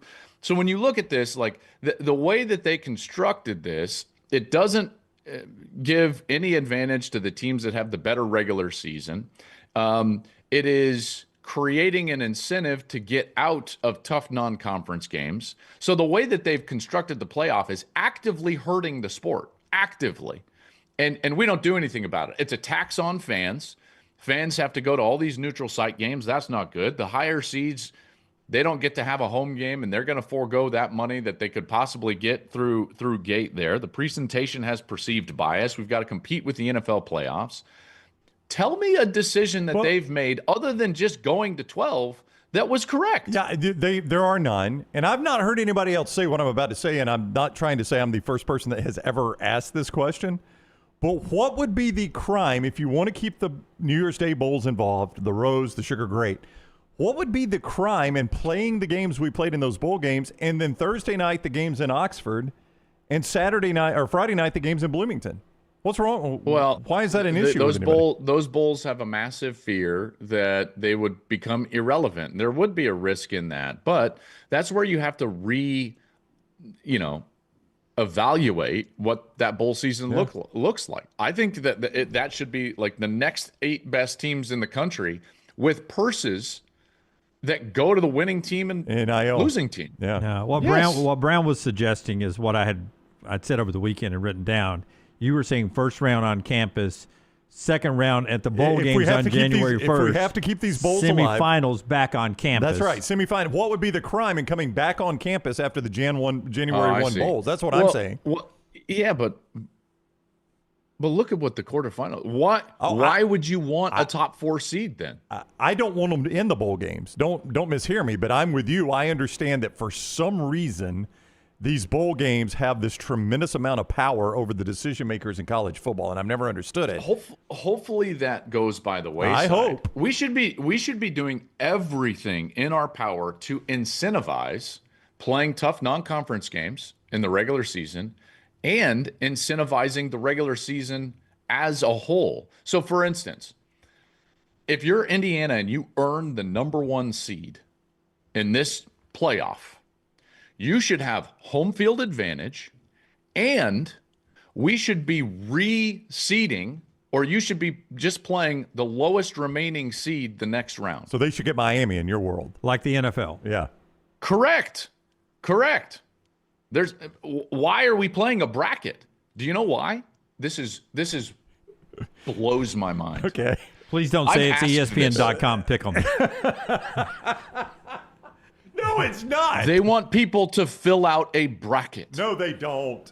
100%. That was the explanation I got when I asked some of the people that were in the room, why don't you just allow the lowest remaining seed to be played by the highest remaining seed? And they said, well, it doesn't allow people to fill out a bracket. Who's filling out a bracket? I don't know one what person. What are we doing? We did it for our social media, but I don't know anybody else that actually fills out. We would not have done it had Brooks not said, hey, for social media and the show, can we fill out a bracket? And it's really boring. So, it's not the same as the March Madness bracket. No, bracket. It is not. No, of course not. Of course not. That amazing March Madness bracket that we all get to fill out. Greatest event. Love Cinderella. Yes, a fantastic event. I mean, Cinderella. That's my favorite. Cinderella, neutral site, a long way away from campus. Yes. Yeah. Who doesn't love Cinderellas? Yes. Who is the Scrooge that doesn't love Cinderellas? My favorite part is I got into the wormhole last night, Klatt, of just watching other people react doing shows like ours. And every one of the guy's got a cool microphone. He's in his basement or sports room, much like I do at home, and he does a podcast. And every one of them played our clip, and then he came out and he was like, "But he's right." Every one of them was like, I like Cinderella, but he's right. He's right. Every one of them like, he's right. Yeah. I don't really want to say it like he said it, but he's right. Yeah. I understand it. He's right. There was some truth in there, but the delivery maybe missed the mark, fellas. That's all right. We do that all the time. We like Cinderella. We just don't get them in college football. Is what one guy said. Well, no, we don't. You just don't have them. We don't want them in football. We're already down to 12. I know. Yeah. Like Cinderella is for 60 whatever, going to 32. Maybe getting 32 to 16, maybe. Yeah. But man, that does not create a great matchup in the round of 16, does it? No, it does not. This is where your representatives want me to cut you off as you get into that bracket again. I'll steer it. No. It's a great tournament. I'll steer it back. I'll steer it back. When we talk to you next Monday, who is going to be playing for the national championship? I'm going to pick Indiana and Miami. First blush in this matchup, I would have leaned Ole Miss if Lane Kiffin wasn't holding their coaches hostage. What do you think about that? Because I think Ole Miss. I mean, I'm going to gather myself here and try to give the most thoughtful comment that I can. Forrester's editing has Klatt so nervous right now. As you're thinking, I will tell you, I was watching UAB South Florida on a Sunday afternoon in an American Conference basketball game yesterday, and at around the 14-minute mark of the second half, with no graphic promoting the games on ESPN, the analyst said, this whole college football playoff thing that's going on, doing an out-of-bounds ball, not even out of a timeout, it has me cheering. I hate Lane Kiffin now, the way he's holding Ole Miss. I'm cheering so much for Ole Miss. Lane Kiffin is making it all about him. That's in the middle of a USF UAB basketball game on a Sunday afternoon in Tampa. So when I first look at this matchup, I look at who Miami has maybe struggled with and styles and guys I've told you before, like the OU Bama thing, you remember in the regular season, I was like, this could be a tough matchup, the way that they match up. I think this is a tough matchup for Miami because Ole Miss resembles SMU. What was SMU able to do against Miami in the regular season? Play with tempo, with a playmaking quarterback, get the ball out of his hands as quickly as they can, in particular in the first half, to try to tire out Mesidor and Bain, who don't get a lot of rest, by the way, and utilize that to have success later in the game. Ole Miss can do that. And then I started thinking to myself, like, well, man, if Ole Miss could score 27, 28 points, do we trust Miami to go up there and go to that level? Now, granted, Ole Miss is not the best defense left in this playoff. They're 29th in scoring defense. Everybody else is in the top 6 that's left. But, you question that. You're like, can Miami do that? I don't know. We haven't seen it in the first couple of playoff games, and the reason is that they've leaned into identity up front to try to create short yardage, manageable situations on third down, which Beck has excelled in with his feet, check down, so on and so forth. He hasn't really been asked to do much. He hasn't even thrown for 140 yards. He's been under 140 yards in both of these playoff games. So they've won with a very specific style, and I started thinking to myself, like, well, could they do that against Ole Miss? And I'm like, man, I kind of like Ole Miss in this game. Wait a second. Who's game planning? Who's coaching? Wait, I'm sorry. The head coach doesn't know when his offensive staff is even going to be back to game plan? What in the world? Here's what's so crazy is that, coaches' moments have passed. We're here because this is the player's moment. Okay? Coaches, you are on the tail end of this. You are there for the player, not for yourself. You're there to build, love, push, develop, support your players, to push them past a level that they feel like they can take themselves. And in this case, I am exceedingly frustrated. So not only did Lane leave, which, you know what, I guess that's his prerogative, but he told us in not so many words that he had to in order to compete for a national championship. Like, I have to. Look at this opportunity. Guys have done it here, and we don't know if it can happen at Ole Miss. And if you remember, guys, my point specifically with Lane when he was deciding whether he would stay or go was that, what are you talking about? You have a chance right in front of you to compete for the national championship, which he does. And now Pete Golding is being able to do that. And by the way, Pete Golding has coached in 2 more playoff games and has 2 more playoff wins than Lane Kiffin ever has as a head coach. So what does Lane do? He doesn't take the high road and say, guys, stay there, go with our team that we built, that we formed, that we loved, that all of those things, and try to help them go to a place that they could never. No. He starts saying like, hey, Charlie, you got to be back for a recruiting visit. What? What? Like, the way that this should have gone is that Lane should have said, you guys stay and do everything you can to try to win a championship. And at its conclusion, come on over and we're going to build at LSU. That's what should have happened. None of this back and forth, because here's the thing. It's not about who's there on Thursday night. I'm sure there'll be some guys there on Thursday night, but on Thursday night, the hay is already in the barn. You've got to have time to game plan and do it extensively. Then you've got to have time to install that game plan with your players so that they understand it uniquely in a detailed fashion, because greatness is achieved in football through the attention to detail. Then you've got to have time to practice the execution of that detail in order to go out on Thursday night and play. So it's not about who's there on Thursday night. It's about who's been in the building the entire week. And you're going back and forth for recruiting visits on private planes. I hope Charlie has had time to build a game plan necessary to put his players in a position to ultimately have success. That's what I hope for. What he should have been able to do is just stay there. And by the way, Charlie Weiss, why are you going to LSU in the first place? Why, to sit there and watch Lane call plays when you can have your own offense at Ole Miss and you just beat Georgia in a national quarterfinal? Like, so much of this is incredibly frustrating. Lane created this situation too, by the way. He built the house out of sticks, lit the match and threw the match in there and said like, oh, I'm in a house that's on fire. He was one of the guys, one of the main voices that fought for a January transfer portal at the AFCA last year. He did that along with some others, mostly SEC coaches, but with some others, because they didn't want to go through a spring semester with guys on their roster that they knew that they didn't want. And they wanted their roster, as it would be constructed, to go through the archaic spring ball process so that they could have that group for the fall. Now, debatable what you want, but he's a big reason why we have a January transfer portal. And then he was one of the ones that comes out and is like, well, what do you want me to do? This calendar? It's like, you built the calendar. You can't blame the calendar when you built the calendar. So, listen, I like Lane personally. We get along. He's in the wrong here. That staff should have been allowed to stay in Oxford and finish out that season. This back and forth is not fair to the Ole Miss players. It's just not.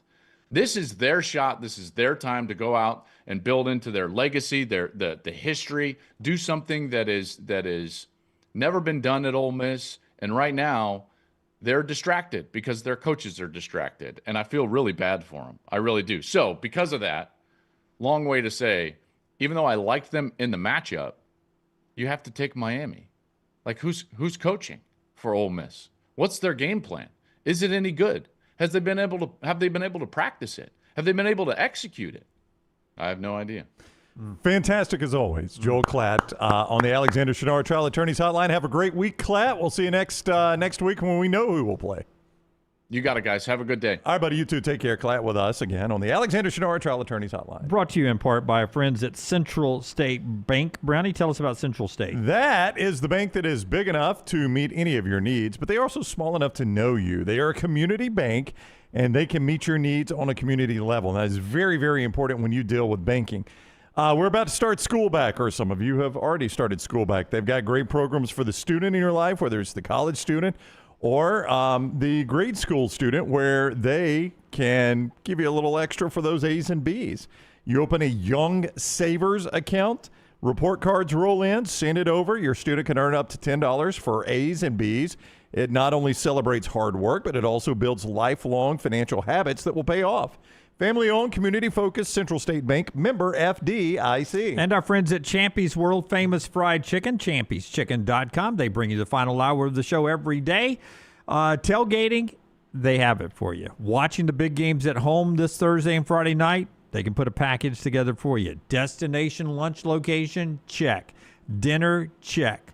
Happy hour, check. It's all right there for you at Champy's, Highway 119 in Alabaster. Chicken's brined overnight. It's great Southern food. And wonderful Mississippi Delta recipe tamales. Champyschicken.com. Follow Brownie on Twitter and Instagram at Ryan Brown Live. We interrupt this program for breaking news from the gators of the litigation situation. Insurance companies have a playbook. I repeat, insurance companies have a playbook. Deny, delay, defend. They know which law firms will fold and settle cheap. They are not on your side. That's corporate greed at work. At Alexander Shinara Trial Attorneys, we fight back. We have the resources, the muscle, and the will to take them on. And you don't pay a dime unless we win. They fight dirty. We fight hard. Call 659-777-7777 or hit up alexwins.law. Physical office location, Birmingham. What are you waiting for? It's non-stop gaming action at Birmingham Racecourse Casino. Come play more than 900 of the latest and greatest games around, featuring fun bonuses and big jackpots. You can wager and win on horse and greyhound races from all over the world. There are more ways to win at Birmingham Racecourse Casino. Birmingham Racecourse Casino, located off I-459 exit 31 Derby Parkway. Must be 21 or older. Sterling and the fine folks at Champy's Chicken on Highway 119 in Alabaster want to welcome you in for a great lunch or dinner starting at 11 a.m. every day. Chicken that's brined overnight and cooked to order, and the taste of the Delta with those Delta recipe tamales. Champy's is perfect for all your tailgating needs this football season. You can also choose Champy's for your next party, wedding, or birthday. Great food, great people. Champy's Chicken on Highway 119 in Alabaster, and everything online at champyschicken.com.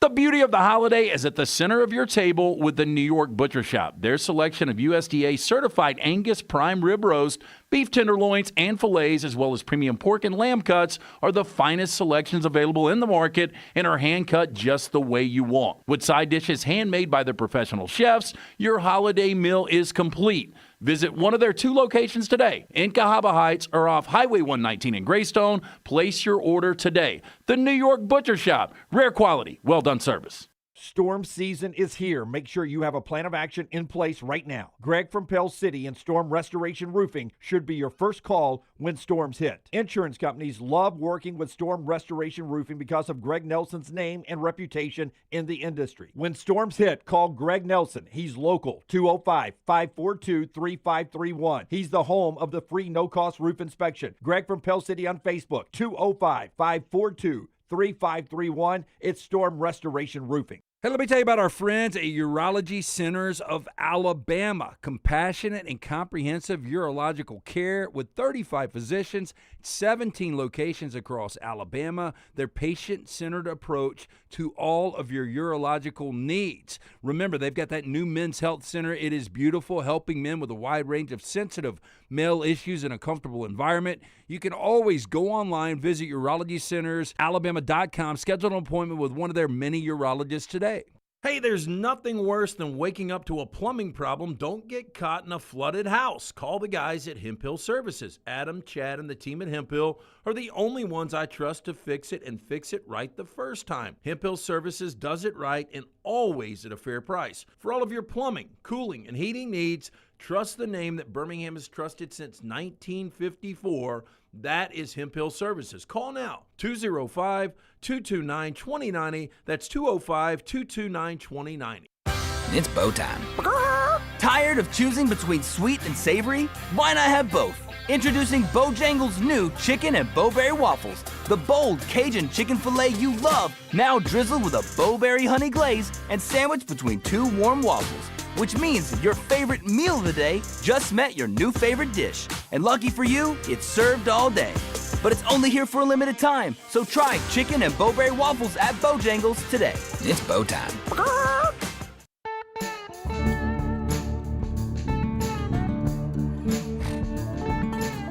You know, the belief is that Brendan Sorsby's getting $5 million to be the quarterback at Texas Tech. I mean, again, this Cody Campbell's just doubling down. He's like, well, I thought I bought our way into the national championship game. Clearly, I did not. In fact, we're a little bit still a good ways off based on how bad we lost in the quarterfinals. So, you know what? I've got more of money. So he's just going to keep pouring it in. $5 million for Brendan Sorsby, though, is astounding. That guy was a good quarterback at Cincinnati, but $5 million? Yeah. Don't know if that's where you would spend $5 million. I feel like I could get a better quarterback. I agree. Maybe I'll, rue the day I said that next year if they're in the national championship game. And if he's paying $5 million for Sorsby, when Cam Coleman has visited Texas, Texas A&M, Texas Tech, USC, and then eventually Alabama, how are you not the highest bidder in the Cam Coleman sweepstakes? Well, from what I'm told from a pretty reliable source, the Cam Coleman, the working number was somewhere around $3 million. If you're paying Sorsby $5 million, is Cam Coleman worth $3 million to you? Yeah. I would say yes. I don't see how you can pay a wide receiver $3 million. I don't disagree, but if you're paying a quarterback $5 million, he's got to have somebody to throw to. Yep. Don't you want a really good receiver for him to throw to? And then that goes back to my question. If Indiana is doing it the way they're doing it, and trust me, Tampa Bay, the Rays, that's the way we approach Major League Baseball. We do it with a bunch of young players who haven't got to their big contract yet, and when they get to the big contract, often we trade them away before they do. And we try to do it that way, and it worked for a number of years. It hasn't the last couple of years, but for a number of years, never won a world championship, but played in a couple of World Series, very competitive. If it works to Indiana and they're able to win the national championship, does it reset the way everyone else does it? Because it sort of has done that in baseball. There are teams in baseball that are not the Dodgers model. Now, the Dodgers are on a roll now, but that they were very successful by just winning with a team, a culture, and a budget. And if Indiana is able to do that, does it reset the thinking for everybody? But I would like to know what Josh Hoover is getting. I mean, Josh Hoover, some had ranked as a top 5 quarterback. I think almost everyone has him ranked as a top 5 quarterback in the portal. Nick Marsh, the receiver from Michigan State, I think in the Pete Nakos portal rankings was number 3 in the country. And Mendoza was highly sought after. So what are they paying for these guys? I mean, I don't think they're doing it on a shoestring budget. I mean, that's a very quick commitment for Josh Hoover. And this guy, I mean, he was a really good quarterback at TCU. This guy didn't even really make visits. He goes right to Indiana. So you tell me Indiana's not paying much in the portal, I'm not going to believe you. I think they've got to be. Now, are they paying Cody Campbell Texas Tech money? Probably no. But I think they're paying the same type of money that an Alabama or Ohio State or a Texas is willing to pay.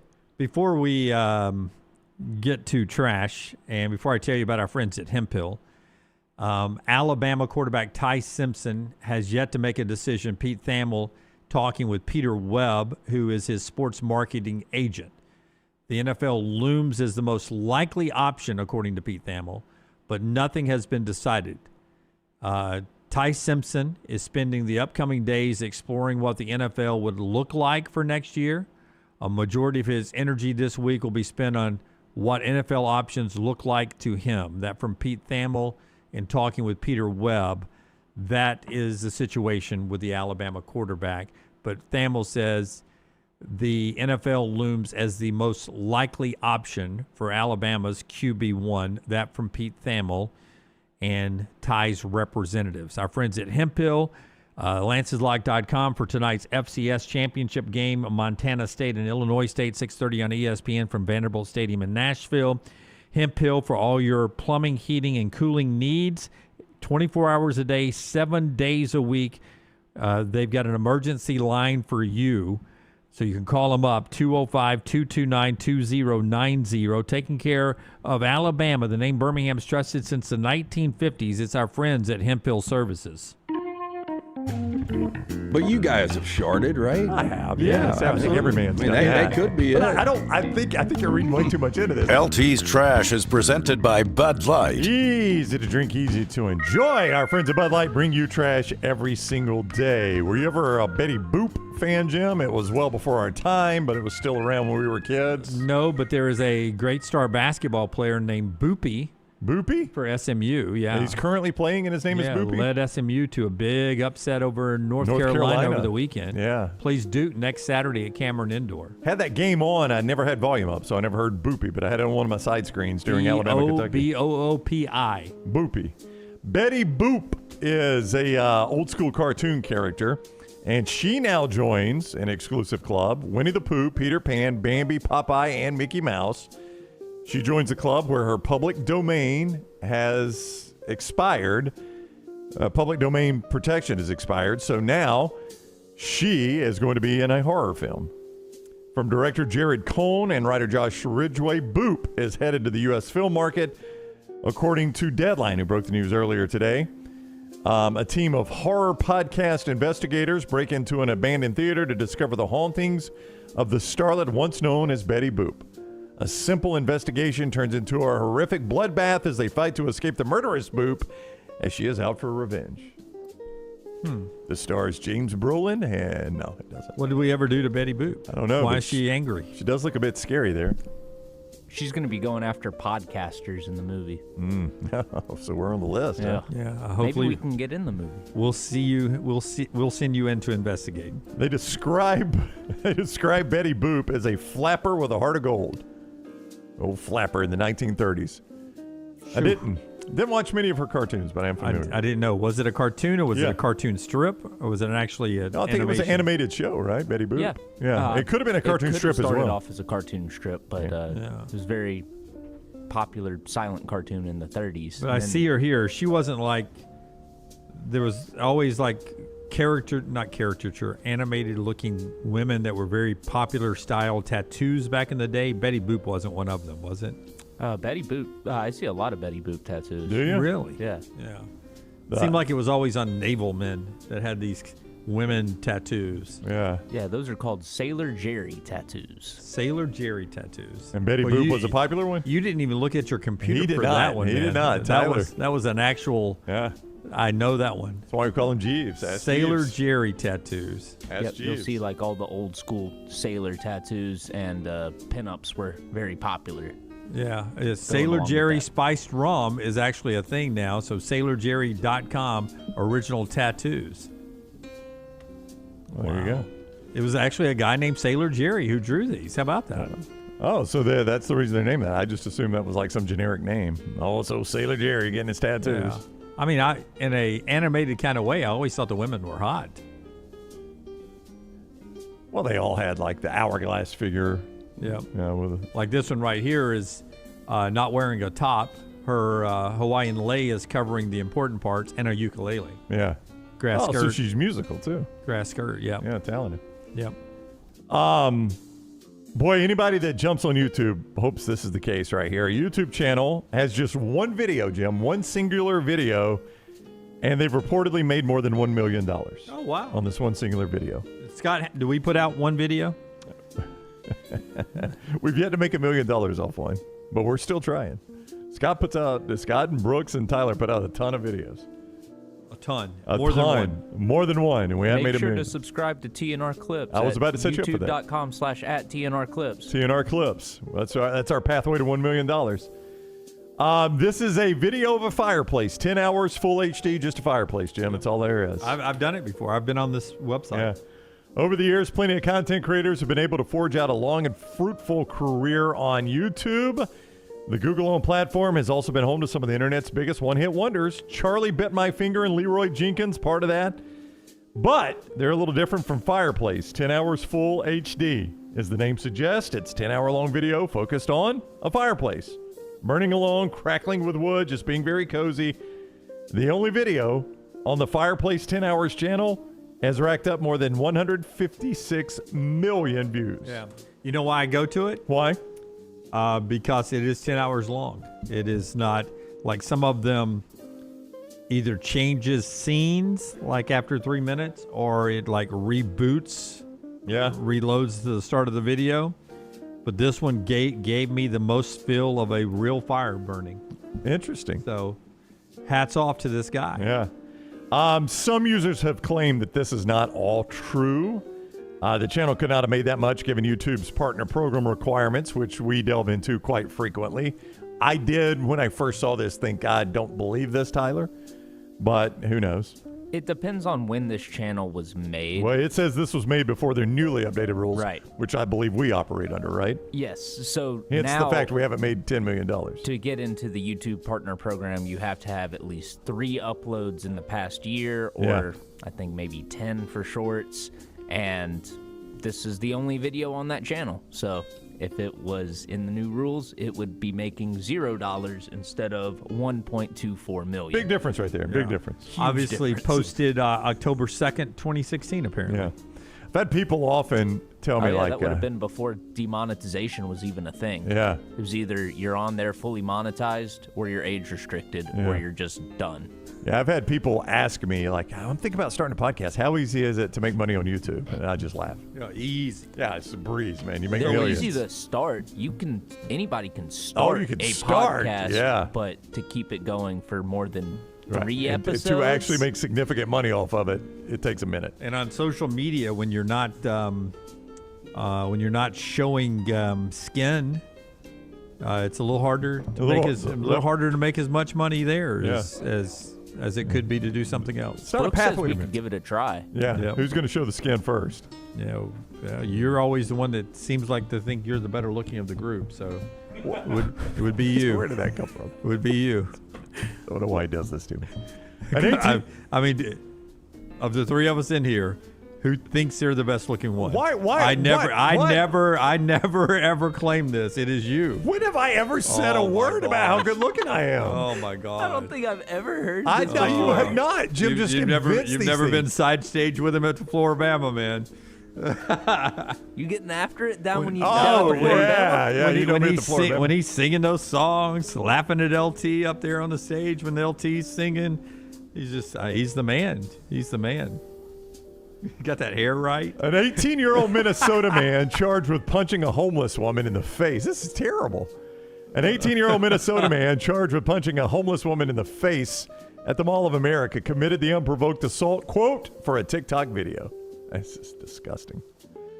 Investigators allege that Cleve Brown, no relation to me, approached a 46-year-old victim while she was at a water fountain. Mall security video recorded Brown punching the woman in the back of the head, causing her to fall to the ground. Island is my ruling here. For TikTok? Yeah. Correct. Yeah.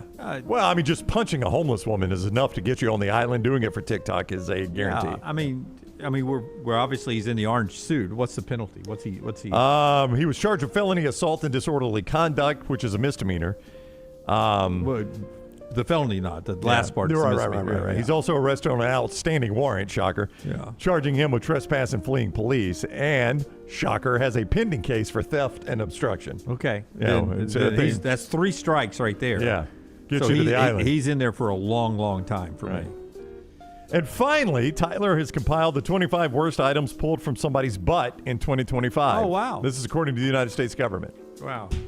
Are these the actual items, or are these just pictures? These are the actual items. Well, do you have photos of this, or I don't have photos of this. I just got this one to encapsulate all of them. All right, here we go. It should be noted that if that patient looks like anybody, this is not a real person. That's right.